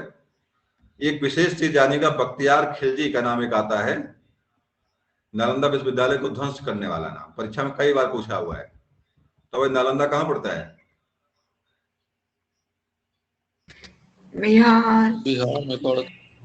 बिहार में पड़ता है। तो इसी का सेनापति था बख्तियार खिलजी। बख्तियार खिलजी ने जो आपका बिहार में जो नालंदा विश्वविद्यालय था, जो कि बौद्ध धर्म का और हिंदू धर्म का एक महत्वपूर्ण संस्था थी, भारत में शिक्षा व्यवस्था थी जहाँ पे पढ़ती थी, उसको विध्वंस करवा दिया इसने, सबको कत्लेआम करवा दिया था इसने। मतलब जा करके सारे जो है कि जो भी थे वहां पे भंते लोग बैठते थे, पुजारी लोग बैठते थे, अच्छी शिक्षा के लोग बैठते थे, सबको जाकर मरवा डाला जा करके, और वहां की पुस्तकालयों में आग लगवा दिया। लोग ये कहते हैं 6 महीने तक लगातार आग जलती रही उसकी, इतना मतलब इतनी किताबें थी वहां पे नालंदा विश्वविद्यालय में, मतलब जब पुस्तकालय में आग लगवाया तो मतलब 6 महीने तक लगातार आग जलती रही उसकी, इतनी किताबें थी वहां पे, मतलब लगातार आग बुझी ही नहीं 6 महीने तक उसकी। तो ये परीक्षा में पूछा कि मतलब नालंदा विश्वविद्यालय को ध्वस्त करने वाला कौन था, उसका जवाब क्या रहेगा आपका? बख्तियार खिलजी। किसका था? जो लाख बख्श क्या या जो है कुतुबुद्दीन ऐबक का सेनापति था। और देखिए 2-3 चीजें, अजमेर में 2.5 दिन का झोपड़ा, ये भी परीक्षा में कई बार पूछा गया है कि मतलब किसने बनवाया था, कहाँ पे है ये? तो 2.5 दिन का झोपड़ा किसने बनवाया था? कुतुबुद्दीन ऐबक ने बनवाया था। अजमेर में बनवाया है, अजमेर में एक दरगाह मिलती है जिसको अजमेर शरीफ के नाम से लोग जानते हैं। तो किसकी दरगाह है वो? किसकी दरगाह शरीफ? मोइनुद्दीन चिश्ती दरगाह है, मोइनुद्दीन चिश्ती की दरगाह, इसका भी निर्माण करता यही था। मोइनुद्दीन चिश्ती की दरगाह बनाने वाला कौन था? जब वहां बसा जाकर अजमेर में जाकर 2.5 दिन जाकर निमाज जब किया जाए, 2.5 दिन जाकर रहा था वहां पे जब अजमेर में, उसी टाइम पे उसने वहां पे मोइनुद्दीन चिश्ती ने उसको शरण दिया था कुतुबुद्दीन ऐबक को, और वही जाकर के वो जो है उन्हीं की याद में अजमेर शरीफ जो बना हुआ है आपके अजमेर में जो है, उसका निर्माण करता भी यही था। कुतुब उल इस्लाम, दिल्ली में एक मस्जिद भी इसने शायद बनवाया था, अभी मिलेगा आपको, जामा मस्जिद शायद इसने निर्माण करवाया था। एक हिंदू चबूतरे पर मुस्लिम आक्रमणकारियों द्वारा गिराए गए 27 जैन मंदिरों की सामग्री बनाई गई थी। देखिए एक कुब्बत उल इस्लाम करके है, ये हिंदुओं का मंदिर था, उसको गिरवा देता है, उसी के ऊपर जो है ये निर्माण करवाता है कुब्बतुल इस्लाम, यहाँ लिखा हुआ है 27 हिंदुओं और जैन मंदिरों की सामग्री से इकट्ठा करता, उससे वो निर्माण करता, कुब्बतुल इस्लाम में मस्जिद का निर्माण करता है। और जहां पर 2.5 दिन का झोपड़ा था, वहां पर पहले क्या था, संस्कृत विद्यालय और मंदिर था वहां पे, जिसे चौहान सम्राट विग्रहराज विग्रहराज ने बनवाया था। उसको तोड़वा कर वहां पे 2.5 दिन का झोपड़ा का निर्माण करता है। कुब्बतुल इस्लाम की जगह पर जो है हिंदू मंदिर थे, जैन मंदिर थे, उसको मंदिरों की सामग्री को लेकर जो है कुब्बतुल इस्लाम बड़ा मतलब इतना धर्म को विध्वंस करके, ये लोग मानेंगे नहीं। सर 2.5 दिन के झोपड़ा का मतलब 2.5 दिन में बनाया गया? हाँ नहीं 2.5 दिन में हाँ बताइए, बता रहा हूँ आप लोगों को, छुट्टी आज है ना।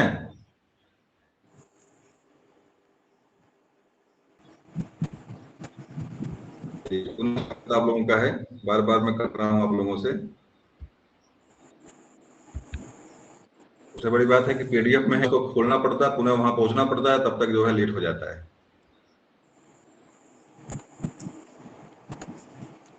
तो कुब्बतुल इस्लाम जो है मतलब खास करके जो कुतुबुद्दीन ऐबक था,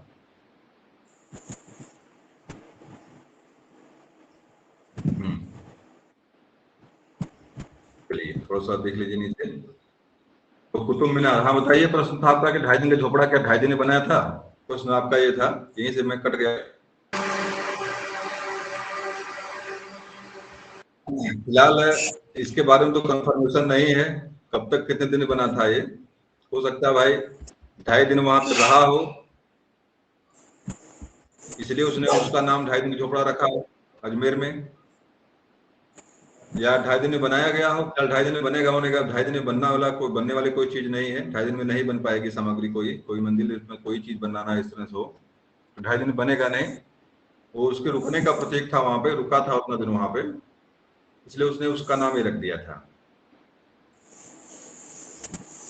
देखिए यहाँ पे लिखा हुआ है कुतुबुद्दीन ऐबक ने कुतुब मीनार की नींव रखी, इल्तुतमिश ने इसे पूरा किया। और एक चीज और जानिएगा, पूछा गया है कि किसकी मृत्यु चौगान खेलने से या पोलो खेलने से हुई थी। आधुनिक में इसे पोलो कहते हैं, पोलो की भांति खेला जाता है। ऐबक की मृत्यु जो चौगान खेलने से हुई थी, चौगान खेल रहा था उस समय, और वर्तमान में इसे आधुनिक में पोलो के नाम से जानते हैं। घोड़े से गिर करके इसकी मृत्यु हुई थी। ऐबक की 12 मृत्यु हुई थी, लाहौर में इसको दफनाया गया है। तो इसकी समाज जो है, इसकी कब्रगाह जो लाहौर में है। इसका पुत्र नीचे लिखा हुआ आराम सा, नाम क्या था? इसके पुत्र का नाम था आराम सा। इसके मृत्यु के बाद जो है, ऐबक की मृत्यु के बाद आराम सा गद्दी पर बैठता है, लेकिन वास्तव में आराम पसंद था, नाम के अनुकूल इसमें काम भी था उसका, बड़ा आराम पसंद था। और बाद में क्योंकि कुतुबुद्दीन इल्तुतमिश दामाद था ऐबक का, ऐबक के दामाद मतलब ऐबक की पुत्री की शादी कुतुबुद्दीन ऐबक से हुई थी, तो करता क्या है, आराम शाह की हत्या कर देता, अपने मतलब अपने साले को ही क्या करता है कुतुबुद्दीन ऐबक, अपने साले का ही काम जो 8 महीने बाद तबाह खत्म समाप्त कर देता है। और समाप्त करके क्या करता है, गद्दी पर बैठता है इल्तुतमिश। इल्तुतमिश को गुलाम वंश का वास्तविक संस्थापक कहते हैं। इल्तुतमिश क्या है, गुलाम वंश का वास्तविक संस्थापक है। वास्तव में लंबा शासन था इसका, और लंबा शासन के परिणाम स्वरूप जो इल्तुतमिश जो है गद्दी पर बैठता है और लंबे समय तक शासन व्यवस्था शासन करता है। इल्तुतमिश के बारे में कुछ चीजें देखिए यहाँ दी हुई हैं। 1210 ईस्वी में हत्या करके आराम शाह की गद्दी पर बैठा है। और मैंने बताया था कि दामाद था कुतुबुद्दीन ऐबक का। दामाद का मतलब क्या होता है भाई, जिसकी लड़की की शादी होती है, लड़की की शादी किया था इसने, कुतुबुद्दीन ऐबक ने किया था, इसे इल्तुतमिश से किया था। बदायूं का सूबेदार था जब हत्या हुई थी, मतलब जब मरा कुतुबुद्दीन ऐबक, उसमें बदायूं का सूबेदार था ये। और संस्थापक किसी को माना जाता है, दिल्ली को। सल्तनत की राजधानी के रूप में स्थापित करता है, और वो तो लाहौर शासन करता था। ऐबक की बताओ, गद्दी राजधानी ऐबक की कहाँ थी? बता दे भाई, ऐबक की राजधानी कहाँ थी? ऐबक लाहौर से शासन करता था, लाहौर से। लाहौर में। लेकिन दिल्ली से शासन करने की व्यवस्था प्रणाली जो है, ऐबक इल्तुतमिश ने यहाँ से दिल्ली अपनी राजधानी चेंज करता है। और दिल्ली के बारे में एक चीज बताना चाहूंगा मैं आप लोगों को। दिल्ली जो नाम पड़ा हुआ है, दिल्ली में वास्तव में दिल्लू मौर्य शासक थे दिल्ली के। जो आपका मौर्य वंश था, जो आपका, तो मौर्य वंश में एक दिल्लू नाम था, दिल्लू मौर्य नाम था, दिल्ली के शासक थे। और दिल्लू के नाम से ही दिल्ली का नाम जो है दिल्ली पड़ा हुआ है। आप जो है इतिहास पढ़ेंगे कभी, आपको मौर्य वंश में पढ़ा है तो मुझे याद नहीं आया, उसमें बता दूं मैं आपको कि दिल्ली का नामकरण जो दिल्ली पड़ा हुआ है, मौर्य वंश के शासक दिल्लू के नाम से दिल्ली का नाम दिल्ली पड़ा हुआ है। तो भाई, मौर्यों की राजधानी कहाँ थी? पाटलिपुत्र थी। पाटलिपुत्र या पटना थी? पटना में राजधानी थी। तो दिल्ली का नाम जो है दिल्लू के नाम से पड़ा था, दिल्ली। चलिए, सल्तनत की राजधानी के रूप में पुनः दिल्ली स्थापित होती है। सल्तनत काल में पुनः दिल्ली राजधानी बनती इसकी है। और देखिए, दास्ता से मुक्त किया गया। 1206 में खोखरों ने विद्रोह,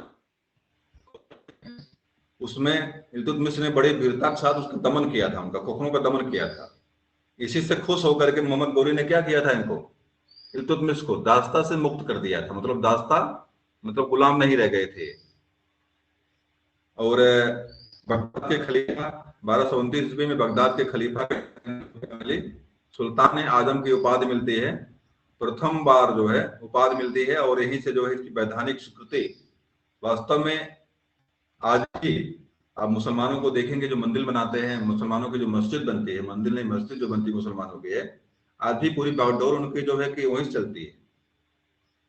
कहाँ से चलती है? खलीफाओं से चलती है। जो उनके खलीफा हैं, उनके जो धर्म गुरु जो उनके हैं, जो कि बैठे हुए कहाँ पे हैं? बगदाद में बैठे हुए हैं, या आपके जो अरब में बैठे हुए हैं।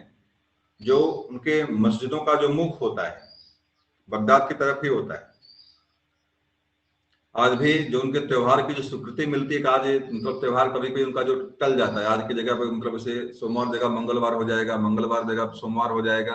ये सारी चीजें जो स्वीकृति होती है वही लोग वहां से देते हैं। हाँ, आज त्योहार नहीं है, कल रहेगा ये। मतलब आज भी जो है कि मुसलमानों की पूरी प्रकृति, पूरी चिंतन जो होता है बगदाद से या अरब कंट्री से ही जो है पूरी तरह डील होता है। अलग बात है, भारत में रहते लोग हैं, भारत की बातों को करते हैं, लेकिन सारी चीजें इनकी जो होती हैं आज भी कहीं न कहीं सांस्कृतिक रूप से जुड़े हुए वहां से लोग हैं, और धर्म इनको जोड़ा हुआ है वहां से, बगदाद से या ईरान से, या आप कह लीजिए कि अरब से जुड़ा हुआ है। तो इल्तुतमिश से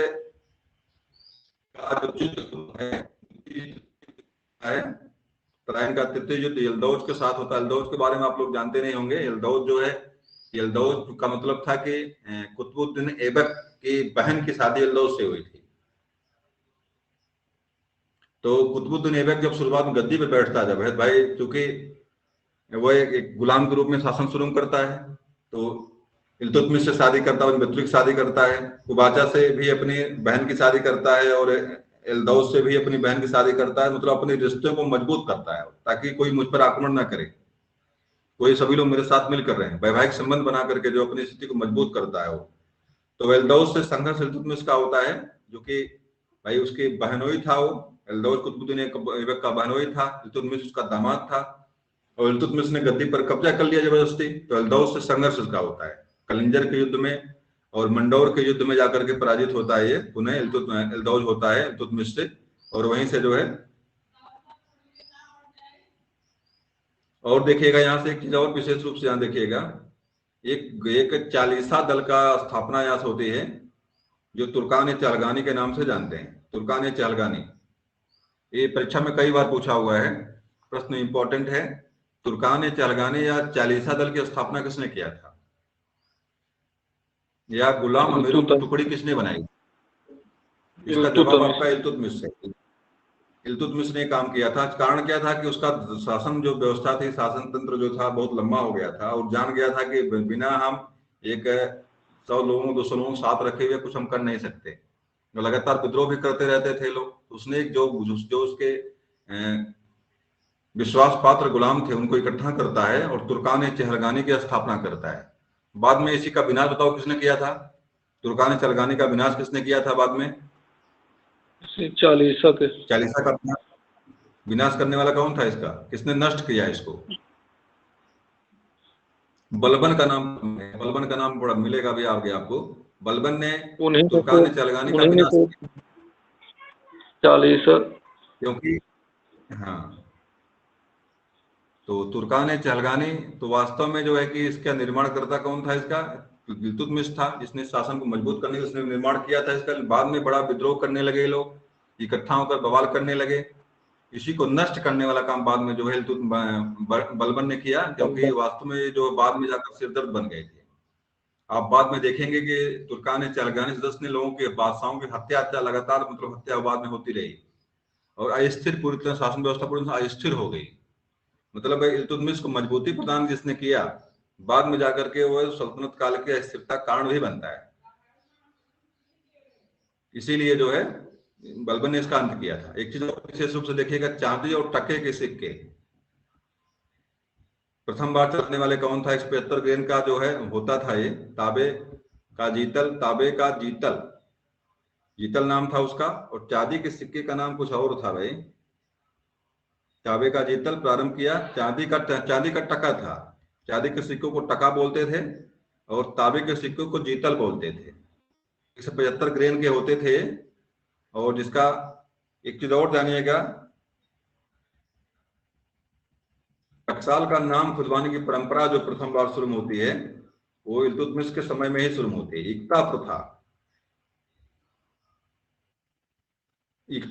इक्तेदारी व्यवस्था, ये भी शुरुआत करने वाला यही था। इक्ता प्रथा का मतलब होता क्या होता है? इक्ता प्रथा का मतलब होता है कि शासन की सेवा देने के एवज में जो शासक था, राजा को शासक था, सेनापति को एक विशेष प्रकार की जमीन प्रदान करता था, एक विशेष प्रकार की जागीर देता था उसे, और वह कर मुक्त थी पूरी तरह से।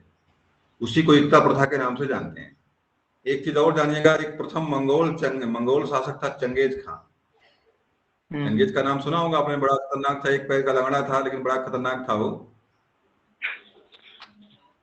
एक मकबरनी है, ख्वारिज़्म का शासक मकबरनी आक्रमण करता, भागता जो है भारत में एंट्री मार जाता है। उसमें शासक था इल्तुतमिश।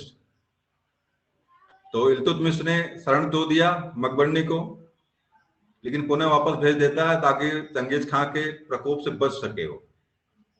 तो चंगेज खां के प्रकोप से बच जाता है, मकबरनी को वापस भेज देता है यहाँ से समझा बुझा करके। और इस तरह से जो है मंगोलों का आक्रमण से चंगेज के आक्रमण से जो है यहाँ पे क्या होता है, भारत बच जाता है। चंगेज खां, ये देखिए विश्व की प्रथम शासिका, नाम बता दीजिए भाई। रजिया सुल्तान। विश्व की शासिका वह मुस्लिम समाज जो स्त्रियों को कोई अधिकार नहीं देना चाहता है, अधिकार नहीं कोई देना चाहता, उसने उस मुस्लिम समाज ने प्रथम मुस्लिम शासिका दिया। ये भी अपने आप में अद्वितीय है। हिंदू व्यवस्था में भी कोई शासिका नहीं बनी, हिंदू व्यवस्था में भी जो है कोई प्रथम शासिका कोई मुस्लिम हिंदू नहीं बनी कोई। ना ही ईसाइयों ने कोई शासन व्यवस्था में कोई ईसाई स्त्री को लाकर सत्ता में बैठाया, लेकिन प्रथम मुसलमान नहीं थे, इन्होंने स्त्रियों को गद्दी पर बैठाने का काम किया तो मुसलमान थे। इल्तुतमिश अपने मरने के अंतिम समय में जब मरने वाला था वो, उसने रजिया सुल्तान को उसने अपना उत्तराधिकारी घोषित करता है। इल्तुतमिश कहता है कि मेरा सुल्तान अगला कौन रहेगा? इल्तुतमिश रहेगा। नहीं, रजिया सुल्तान रहेगी। जबकि इसी का पुत्र था बहराम शाह, इल्तुतमिश का पुत्र था बहराम शाह। तो पुत्र था बहराम शाह, पुत्र थी रजिया सुल्तान, रजिया नाम था उसका। लेकिन बहराम शाह के अंदर उसने कोई योग्यता नहीं देखी उसको, इल्तुतमिश को। उसने कहा कि नहीं, गद्दी बैठने लायक नहीं है, मेरी पुत्री ही पात्र है गद्दी का और यही गद्दी पर बैठेगी। और उसने अपनी वसीयत लिख करके मर जाता है वो इल्तुतमिश। लेकिन उसके मरने के बाद क्योंकि भाई धर्म हावी था, योग्यता कहीं महत्व नहीं रखती थी, जो चालीसा जो था, जो चहलगानी जो था, उसने जो बहराम साहब को गद्दी पर बैठा देता है। बहराम साहब को गद्दी पर बैठाता है, बहराम शाह गद्दी पर बैठता भी है और शासन भी शुरू करता है, लेकिन कहीं कहीं से निर्योग्य था, वो आराम पसंद था, शासन कार्य में ध्यान कम देता था। रजिया सुल्ताना चूंकि वैध शासक थी, वैधता प्राप्त थी, इसको इल्तुतमिश ने इसे अपना उत्तराधिकारी बनाया था। रजिया सुल्तान लाल कपड़ा पहन करके जो है, जहाँ पे जो नमाज अदा लोग करते हैं, नमाज अदा मुसलमान लोग इकट्ठा होते हैं ना रोजा को, क्या नाम है, किस दिन इकट्ठा होते हैं भाई मुसलमान लोग नमाज पढ़ने के लिए? जुमा के दिन। जुमा जुमा के दिन, जुमा के दिन माने शुक्रवार, जी जुमा के सर। दिन माने शुक्रवार को इकट्ठा होते हैं जुमा पढ़ने के लिए।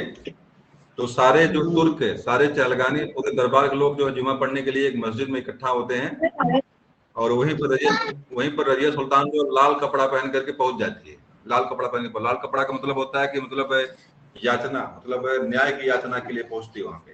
लाल कपड़ा प्रतीक है मुसलमानों में न्याय की याचना के लिए, वहां पहुंचती है और बाद में वहीं से जो है कि रुख मुड़ जाता है, क्योंकि भाई अब धर्म बात जुड़ गई, यहाँ तक सामने न्याय मांग रही है, तो सभी लोग मन हो जाता नहीं चुके। और दूसरी चीज है कि 5-6 महीना देख चुके थे बहराम शाह को ये लोग।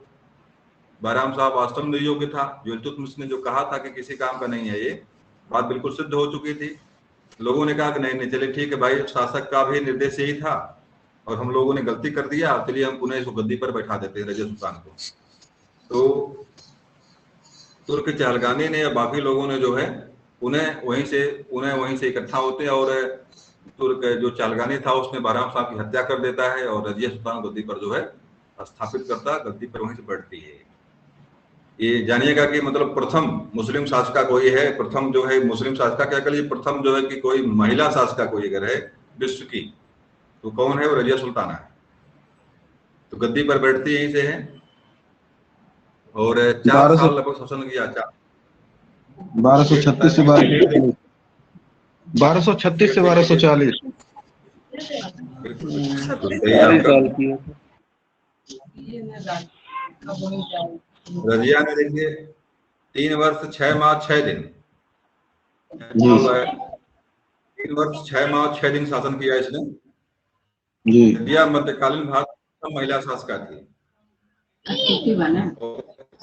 क्या थी, महिलाओं में पर्दा प्रथा थी उस समय। आधी मुस्लिम महिलाएं जो है कि नकाब और बाकी चीजें बुर्का पहनते हैं, बाहर निकलती हैं, पहनते हैं। और सोचिए कि मध्यकाल में उस समय जब बिल्कुल जो है कि मतलब धर्म हावी था पूरी तरह से, उस टाइम पे रजिया ने जो है कि मतलब अपना उतार दिया। उसने कहा कि मैं राजा हूं तो मैं राजा की तरह ही व्यवहार मेरा होना चाहिए। उसने अपना बुर्का और जो है कि जो नकाब निकाला, कुबा माने कोट और कुला माने टोपी धारण करके इस गद्दी पर बैठने लगी, स्वयं सत्ता संभालने लगी आकर के। वो मिनाज सिराज पुस्तक का नाम है, ये लोग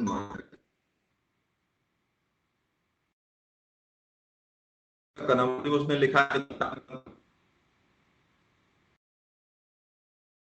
एक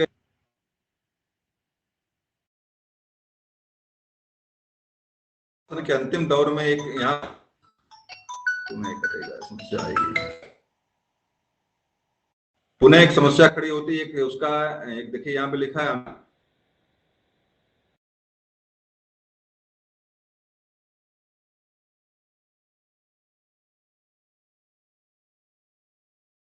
मतलब है कि काले रंग के जो होते हैं लोग अफ्रीका,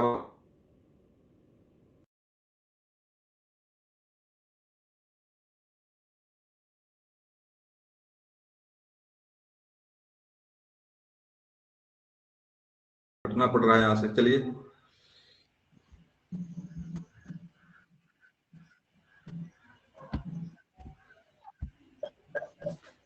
तो जो मैं बता रहा था आप लोगों को मलिक याकूब के बारे में, दरअसल यहीं से जो है कि कमजोरी उसकी मिलती है। 4 साल शासन हो गया रजिया का था, 3 साल शासन लगभग उसने किया, लेकिन 3 साल के शासन के बाद उसको एक भाई थे तो सुल्तान है ये लोग, मुस्लिम किसी महिला के अंदर शासन करना इनकी फितरत नहीं थी। रजिया का शासन 4 साल, लगभग 3 साल पूरा होने वाला था। इसी टाइम पे अंतिम में अपना अवसर ढूंढ रहे थे लोग, क्या करें ताकि इसको हटाएं किस तरह से यहाँ से। दूसरी चीज क्या थी कि जो स्त्रियों की वेशभूषा थी उसको छोड़ दिया था इसने, कुंबा पहन के, टोपी पहन करके सीधे सीधे गद्दी बैठती थी जाकर के, बड़ा खराब लगता था इनको। और चालीसा जो था, दल जो था, जो वास्तव में तो उसमें से इसका निर्माण किया था, वो उनके नीचे बैठता था। मतलब जो सरदार थे, तलवार वाले थे, नीचे बैठते थे, गद्दी पर बैठती थी रजिया, एक मुस्लिम और महिला, तो बड़ा खराब लगता था इन लोगों को। तो उन्होंने एक अवसर ढूंढा, मलिक याकूब उसमें अमीर याकूर के पद पर, अमीर याकूर मतलब घुड़सवार सेना का प्रमुख था, वो जो घुड़सवार सेना थी उसकी देखभाल करता था ये। और होता क्या था कि रजिया को जब कहीं जाना आना होता था तो मलिक याकूत उसको घोड़े पे चढ़ने में सहयोग करता था। क्या करता था? मलिक याकूत जो रजिया को घोड़े पर चढ़ने में सहयोग करता था। और इस चालीसा दल को पसंद बिल्कुल नहीं आता था, मतलब एक महिला को जो उठा, मतलब चाहे जैसे भी सहयोग करने, मतलब है कि उसको वहां पे घोड़े बैठाता था भाई, तो उसको टच भी करता था, छूता भी था। और एक उनको बड़ा खराब लगता था कि चूंकि अभी अविवाहित भी थी वो रजिया सुल्ताना, तो चालीसा की मतलब लगी थी, मतलब कोई किस तरह से शादी हो जाए हम लोगों की, से रजिया की शादी हो जाएगी, भाई मैं भी राजा हो जाऊंगा। तो हुआ समस्या क्या कि मलिक याकूत को ये लोग जो टारगेट करते हैं, मलिक याकूत को टारगेट करके रजिया सुल्ताना पर ब्लेम लगाते हैं कि भाई इसका संबंध, और हम लोग बैठे हुए हैं 40 लोग यहाँ पे, हम लोगों से इसका जो कोई मतलब नहीं है। तो बाद में इसी को टारगेट करके ये लोग जो है रजिया सुल्ताना पर जो है कि ब्लेम लगाते हैं, और ब्लेम लगा करके जो है गद्दी से इसको हटाने की। स्किन नहीं दिख रही। क्या सबको नहीं दिख रही है? किसी को नहीं दिख रही। किसी एक को नहीं दिख रही भाई? ये किसी को नहीं दिख रही। इनको भी नहीं दिख। चलिए ठीक है, किसी को भी नहीं दिख एक मिनट रुके रहिए, आप लोग दिखेगी। कभी कभी गलती हो जाती है। चलिए पुनः मैं ले चलता आप लोगों को। समस्या थोड़ी सी बढ़ जाती है ना, बार बार कटने से यहाँ से। देखिए पुनः वही चक्कर में आ गया है। स्क्रीन दिख रही होगी अब?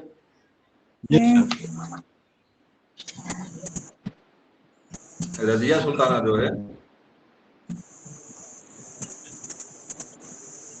मलिक याकूत से है,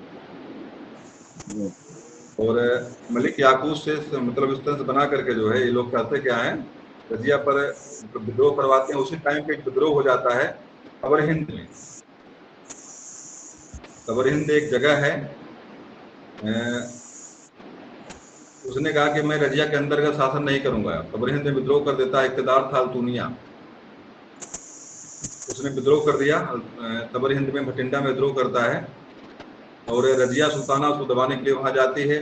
बाद में कैद हो जाती है, अल्तुनिया इसको कैद कर लेता है, और वहीं पर कैद होने के बाद जो है रजिया शादी का प्रस्ताव करती है, अल्तुनिया से करती है, अल्तुनिया से शादी कर लेता है। रजिया शादी किसकी हो जाती है?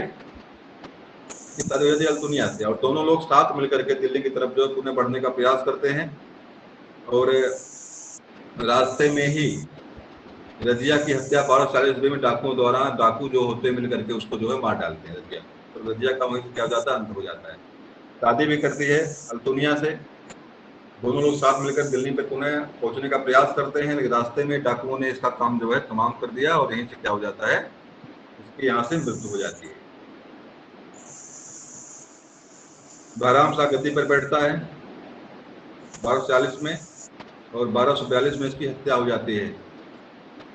बहराम शाह के हत्या के बाद देखिए अलाउद्दीन मसूद शाह 1242 से 46 तक गद्दी पर बैठता है। एक चीज विशेष रूप से गौर करिएगा, यहाँ पे मेरी आवाज आप लोगों को मिल रही है? ये हत्या करवा कौन रहा था? ये दनादन हत्या किसकी, हत्या कराने वाला था कौन? है रजिया मरी, बहराम शाह मरे, उन्हें जो है बहराम शाह की हत्या करके मसूद शाह गद्दी पर बैठता है, और मसूद शाह को अपदस्थ करके इसको भी मरवाया जाता है। इसको अपदस्थ करके जो है महमूद गद्दी पर बैठता है।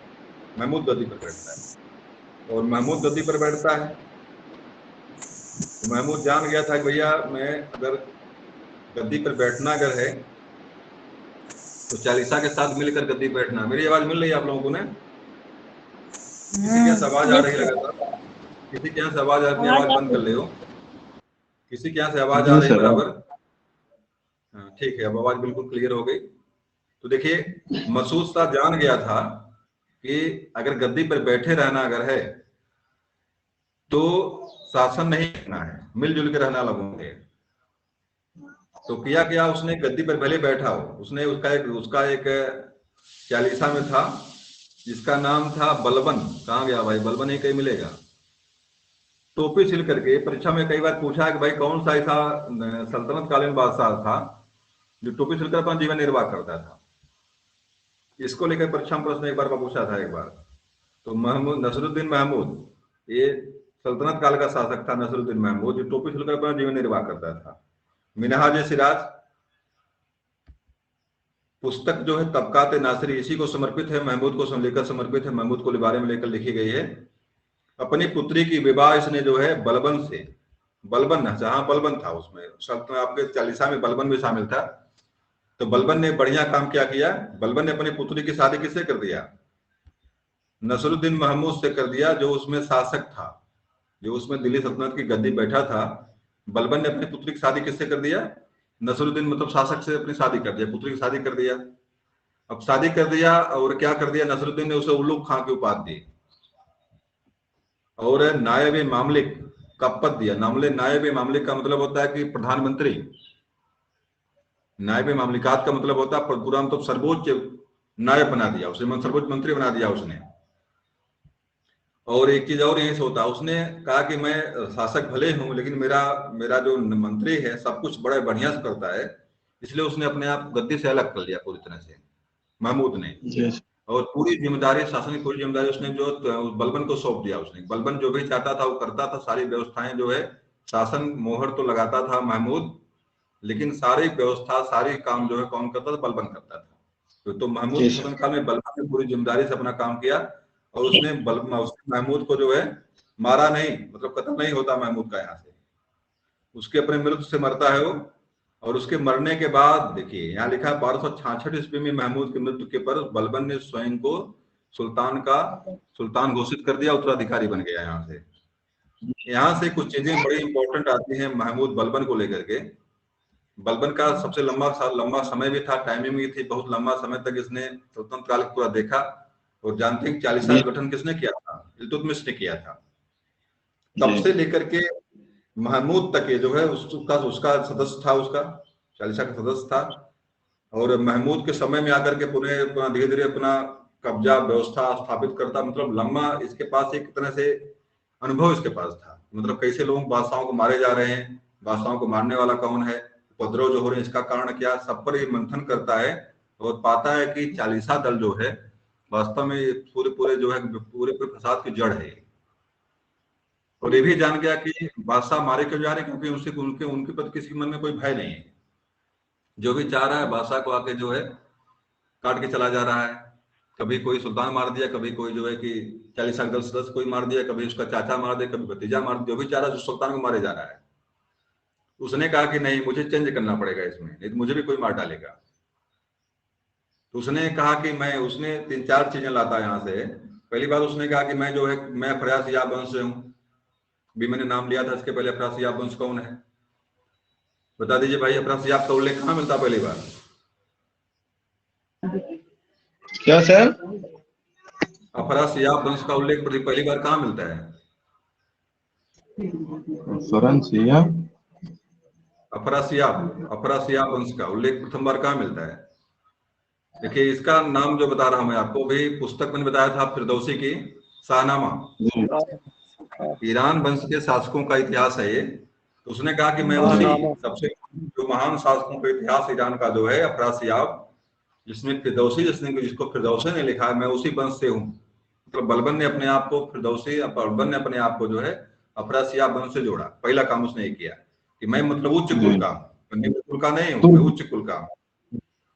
उसने उसने ये भी कहा कि जो उसने दूसरी चीज करता क्या है, कहता है कि जो सुल्तान होता है ये ईश्वर का प्रतिबिंब है, मतलब अपने आप को जो है कि ईश्वर से जोड़ता है। मतलब जिल्ले जिलाहू शब्द है उर्दू में, जिसका मतलब होता है कि द प्रतिबिंब, रिफ्लेक्शन ऑफ गॉड, मतलब ईश्वर का प्रतिबिंब जो होता है। उसने कहा कि जिल्ले जिलाहू अल्लाह को मतलब ईश्वर क्या है, कोई बादशाह कोई पादशाह जो होता है जिल्ले जिलाहू होता है, मतलब ईश्वर का प्रतिबिंब होता है, ईश्वर का रूप ही होता है वो। और उसने एक चीज और किया, उसने कहा कि जब तक हम जो है, जब तक राजा में और उसके पदाधिकारियों में, उसके प्रजा में जब तक अंतर एक नहीं, गैप नहीं जब तक रहेगा, तब तक ये लोग जिसको चाहेंगे उसको मारते रहेंगे इस तरह से।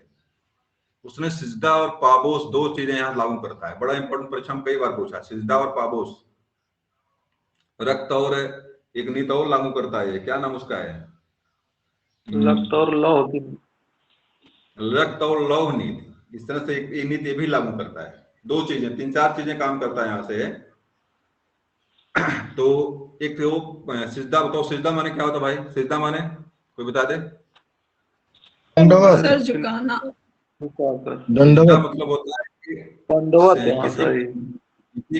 किसी के पैर पर अपना सर झुकाना, सिजदा सिर देना, मतलब पैर पर सिर देना। तो शासक क्या करता था, पहली बात तो इसने लाल महल बनवाया, लाल महल का निर्माण को दरबार करता है, खूब साज सज्जा करता है, और नंबर एक एकदम लगता है बढ़िया कुर्सी बैठना प्रारंभ करता है। पहली बार ये शासक था जिसने बढ़िया सिंहासन बैठना प्रारंभ किया। उसने कहा था जो भी दरबारी हैं सबके लिए अनिवार्य है कि सिजदा और पाबोस करना ही करना आपको, मतलब राजा के चरणों में आकर के अपने सर को रखना आपको है। सिजदा का मतलब होता है कि सिर पे पैर रखना, पाबोस मतलब होता है पैर को, पाबोस चूमना, पैर को चूमना, पाबोस, बोस का मतलब होता है चूमना, पैर को चूमिए, पा मतलब पैर होता है उर्दू में, पा मतलब पैर, और बोस का मतलब होता है चूमना, सिज का मतलब होता है सिर, दा का मतलब होता है देना, सिर देना और पैर को चूमना, दो व्यवस्था लागू करता है यहाँ से। ऊंची कुर्सी बैठना करता है, ऊंची कुर्सी बैठने की व्यवस्था करता है, बढ़िया बढ़िया महल बनवाता है, लाल महल का निर्माण करता है, नंबर एक व्यवस्था करता है, और अपने आप को लगता है कि मैं बादशाह हूं। उसने एक काम और किया, जब बाहर निकलता था ये तो अपने अगल बगल चमचमाती तलवार लिए हुए बढ़िया सुरक्षा को रखा इसने, जिसको देखकर जनता के मन में खौफ आए और लोग डरे कि भैया बादशाह ये है और इसके पास तलवार लिए हुए लोग खड़े, डर मतलब पैदा किया इसने, लोगों को जनमानस में डर पैदा किया इसने चालीसा के अंदर भय पैदा किया कि डर, अगर मेरे पास हमला करोगे तो क्या किए जाओगे, मेरे जो अंगरक्षक हैं आपका काम तमाम कर देंगे। तो अपने अगल बगल बढ़िया, मतलब एक तरह से क्या बोलता है कि इसे भौकाल बनाया इसने, इसको वर्तमान भाषा में अगर हम कहेंगे भौकाल, तो भौकाल का निर्माण करता है, और इसी का परिणाम था बलबन को कोई मारने वाला नहीं था, भौकाल बनाया इसने कहा कि मैं अल्लाह का, मैं जो है कि ईश्वर का प्रतिबिंब हूं, मेरे पैर को चूमो क्योंकि मैं ईश्वर प्रतिबिंब, मेरे पैर को सिजदा और पाबोस करो। बढ़िया कुर्सी पे बैठने की बढ़िया सिंहासन बनवाता है, बढ़िया राजभवन का निर्माण करता है, और ये कहता है कि राजा जो है, एक चीज और जानिएगा, इसने अपने आप को इतना इतना व्यवस्थित किया, इसने किया था। एक जब मंगोलों का आक्रमण होता है, इसमें इसके प्रिय पुत्र सुल्तान की मृत्यु हो जाती है, बहुत दुख इसको होता है, लेकिन दरबार में कभी इसने अपने आप को जो है कमजोर नहीं करने दिया, दरबार में कभी नहीं रोया है। उसने कहा कि मेरी निजी इच्छाएं और मेरी निजी चीज जो है मेरी अपनी है, इसके राजा से कोई राजा पे निजी इच्छाएं लागू हो ही नहीं सकती। अपने दरबार में अपने कमरे में बैठ खूब रोता था ये, लेकिन बाकी लोगों के सामने जो है मुखौटा लगा के बैठता था, मतलब मैं मुझे कोई फर्क नहीं पड़ा, मेरे पुत्र मर गए कोई बात नहीं, शासन के मतलब देश की सेवा करते हुए मरा हो, लेकिन किनारे में मतलब कमरे में बैठ करके रोता था ये। और एक चीज और जानिएगा, अपना मोजा तक खुद नहीं पहनता था, मोजा उसको पहनाने वाले चपरासी लगे हुए थे, मतलब सारी व्यवस्थाएं मतलब ठीक ठाक जो होता है, वर्तमान जो व्यवस्था होती है राजाओं की देखभाल वाली व्यवस्था जो थी, उस व्यवस्था में पूरी तरह से आता है। मतलब तीन चार चीजें आप यहाँ से याद, एक चीज और यहाँ से पूछता है, नवरोज का त्योहार का प्रचलन किसने किया था? नवरोज, नवरोज माने जानते हैं आप लोग? नवरोज 9 दिन रोजा रहना। अब फिलहाल कैसी व्यवस्था है हमको भी नहीं पता, नवरोज का त्योहार एक फारसी त्योहार था, और भारत में इसका प्रचलन करने वाला कौन था? गयासुद्दीन बलबन था। तो तीन चार चीजें यहाँ से याद रखेंगे आप जो है, किस बादशाह ने स्वयं को खुदा का प्रतिबिंब बताया, जिले जिलाओ किसने कहा, इसका जवाब मिलेगा। रक्त और लव नीति का प्रतिबंध किया, इसका बलबन है। सिद्धा और पाबूस प्रथा लागू किसने किया, इसका जवाब बलबन आपका है। नवरोज त्योहार किसने प्रारंभ किया, इसका जवाब आपका बलबन है। और लाल महल का निर्माण, ऊंचे सिंहासन पर बैठने की व्यवस्था, सारी चीजें करने वाला बलबन था। और वास्तव में जो सम्राट की जो गरिमा थी, जो खोई हुई गरिमा, जो पूरी सल्तनत का नष्ट पूरी तरह से हो गई, उसको लाने वाला, पुनः प्राप्त प्रदान करने वाला इसको कौन बना, गयासुद्दीन बलबन बनता है। तो 3-4 चीजें आपको बलबन से आपको यहाँ से याद रखनी है। चलिए बलबन बंद हो, देख लीजिए नीचे क्या बलबन के बारे में है।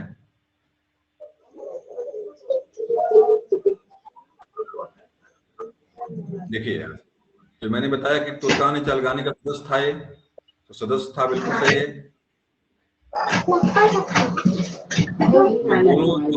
मंगोलों का आक्रमण जो होता है यहाँ से, सुरक्षा करने में सफल रहा, मतलब मंगोल भारत में सफल नहीं हो पाए। रक्त और लौह ने ने किया। नियामत खुदाई, जिले जिलाहू, ये शब्द बता रहा हूं मैं आपको, उर्दू का शब्द है। नियामत खुदाई मतलब होता है ईश्वर का प्रतिनिधि, और जिले जिलाहू का मतलब होता है ईश्वर का प्रतिबिंब। एक उसने कहा कि मैं भगवान का प्रतिबिंब हूं, मैं भगवान का जो प्रतिनिधि हूं, और मेरे समान दुनिया में, मेरे समान धरती पर कोई नहीं हो सकता, क्योंकि ये जो है इस जो बादशाह होता है उसके अंदर जो भगवान का प्रतिबिंब और उनका रूप होता है। तो ये सारी चीजें करने वाला पुनः कौन था, बलबन था। एक चीज और ये जानिएगा, छोटे छोटे चालीसा के दल जो थे, मैंने कहा कि इसको विनाश करने वाला कौन था, यहाँ लिखा हुआ बलबन ने तुर्कान चालगानी का विनाश किया। छोटे छोटे गलती करते थे लोग, अपने किसी गुलाम को मार डाले, तब बलबन बुला के उनको मरवा दिया, उनको मतलब किसी दंड दी तभी बुला के मरवाया, मतलब छोटे छोटे कृत्य पर इसका कोई मतलब नहीं था चालीसा के लोगों के लिए। तो ऐसा करने पर भी वो लोग बड़ा बड़ा दंड दिया इसने, लोग बलबन ने दिया, और इस तरह से चालगानी का पूरी तरह विनाश कर देता है। तो उनका महत्व ही पूरी तरह से खत्म करता है यहाँ से। और ये जानते हैं कि आपके बलबन के बाद जो है गुलाम वंश का कोई शासक जो है बढ़िया बना नहीं। ये सारी चीजें यहाँ पे हैं। एक चीज और महत्वपूर्ण चीज मिल गया, एक चीज और यहीं पे देखिए, भारत का तोता। देखिए नवरोज यहाँ त्योहार मैंने जो बताया आपको, फारसी त्योहार नवरोज था। तो प्रतिवर्ष ईरानी त्योहार मनाने की प्रथा शुरू किया इसने यहाँ पे। और एक चीज देखिए, यहाँ पे अमीर खुसरो का नाम यहाँ पे आपको मिलता है प्रथम बार, अमीर खुसरो का उल्लेख प्रथम बार जहां मिलता है।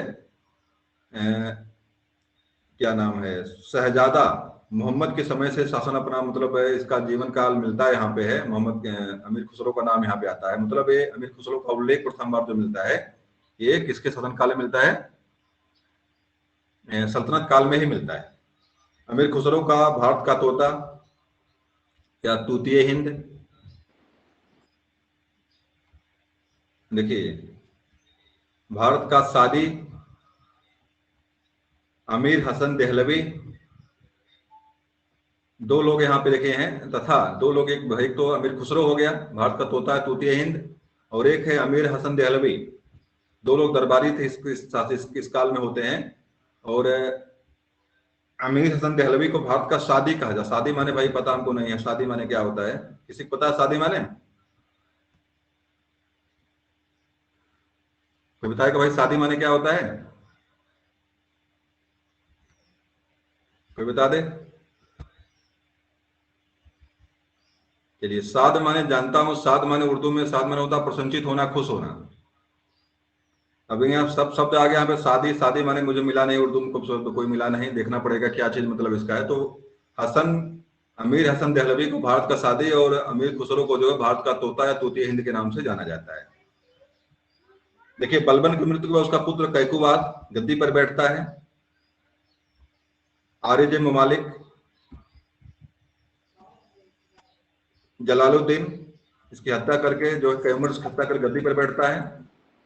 एक चीज यहीं से आप जानिएगा कि, एक चीज यहीं से और जानिएगा आप, यहीं से क्यूमर्स का नाम अंत में दिया हुआ है।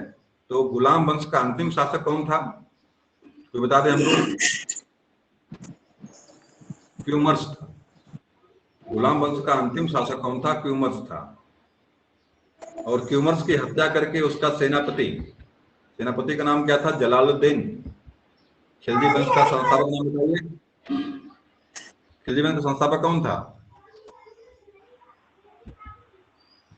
जलालुद्दीन खिलजी। जलालुद्दीन खिलजी। देखिए लिखा हुआ यहाँ पे है आरिज ममालिक। आरिज का मतलब होता है सेना। आरिज का मतलब होता है सेना।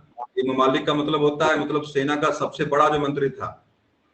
इतना सेनापति। आरिज ममालिक माने सेनापति। आरिज ममालिक जलालुद्दीन ने क्यूमर्स की हत्या कर गद्दी पर अपना अधिकार कर लिया। मतलब खिलजी वंश की स्थापना अंतिम बादशाह, अंतिम जो है सल्तनत बादशाह क्यूमर्स की हत्या के बाद जो है जलालुद्दीन खिलजी गद्दी पर बैठता है और यहीं से गुलाम वंश का जो अंत हो जाता है। तो गुलाम वंश आपका इस तरह से आप जानते ही हैं। जलालुद्दीन की भाई हत्या किसने किया था? बता दीजिए भाई। इसकी किसने किया था? जलालुद्दीन को उसने मारा। उसी का दामाद, उसी का भतीजा। दामाद और भतीजा। दामाद भतीजा हो गए भाई। नाम बताइए, क्या नाम था उसका? अलाउद्दीन खिलजी। कड़ा का सूबेदार था उसमें, कड़ा का सूबेदार था। देवगिरी पर आक्रमण करता है। देवगिरी पर आक्रमण करता है, खूब लूटपाट करता है, वहां से खूब बढ़िया धन दौलत लेके आता है। और जलालुद्दीन खूब प्रसन्नचित होते हैं, तो उससे मिलने के लिए कड़ा में आते हैं। और वहीं पर जो है अलाउद्दीन खिलजी जो है, जलालुद्दीन खिलजी का काम तमाम करता। जलालुद्दीन खिलजी जो था अलाउद्दीन जो था दामाद था और उसी का भतीजा था। अलाउद्दीन जलालुद्दीन खिलजी अपने भतीजा और उसी के दामाद ने क्या कर दिया? अपने ससुर के ही हत्या जलालुद्दीन खिलजी कर दिया। उसने करके गद्दी बैठ गया। आप जानते हैं अलाउद्दीन खिलजी के बारे में भाई, तो आगे पढ़ेंगे आप लोग। अलाउद्दीन खिलजी वंश पढ़ाएंगे तो आगे पढ़ेंगे आप लोग। खिलजी वंश के बारे में जो सबसे महत्वपूर्ण नीति जो अलाउद्दीन खिलजी की रही है, सैन्य प्रशासन और उसकी बाजार नियंत्रण नीति बड़ी प्रसिद्ध रही। दक्षिण भारत विजय, जो उसी में एक नाम जो उसका अभी मलिक काफूर का नाम मैंने जो लिया था। और वहीं पर एक नाम आता है जो आपकी हिंदी की कहानी है, नागमती वियोग वर्णन जी। किसने लिखा भाई? नागमती वियोग वर्णन कहाँ से लिया गया? हिंदी बताइए, हिंदी में आ जाइए जरा। मलिक मोहम्मद यासी ने लिखा है। और पुस्तक का नाम बताइए। पद्मावत। पद्मावत से लिया गया है। मलिक मोहम्मद यासी तृतीय हिंद, जो रतन सेन थे उसमें राजा थे वहां के। तो ये सारी चीजें आपको मिलेंगे।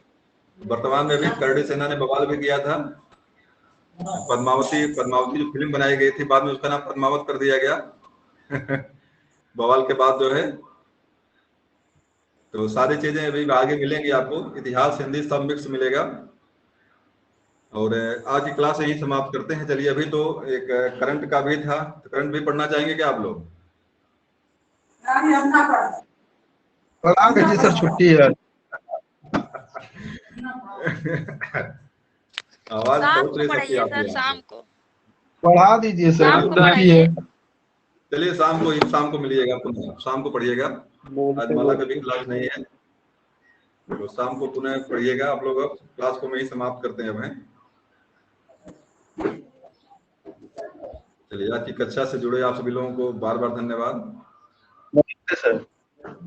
नमस्ते सभी लोगों को, नमस्कार सर आपको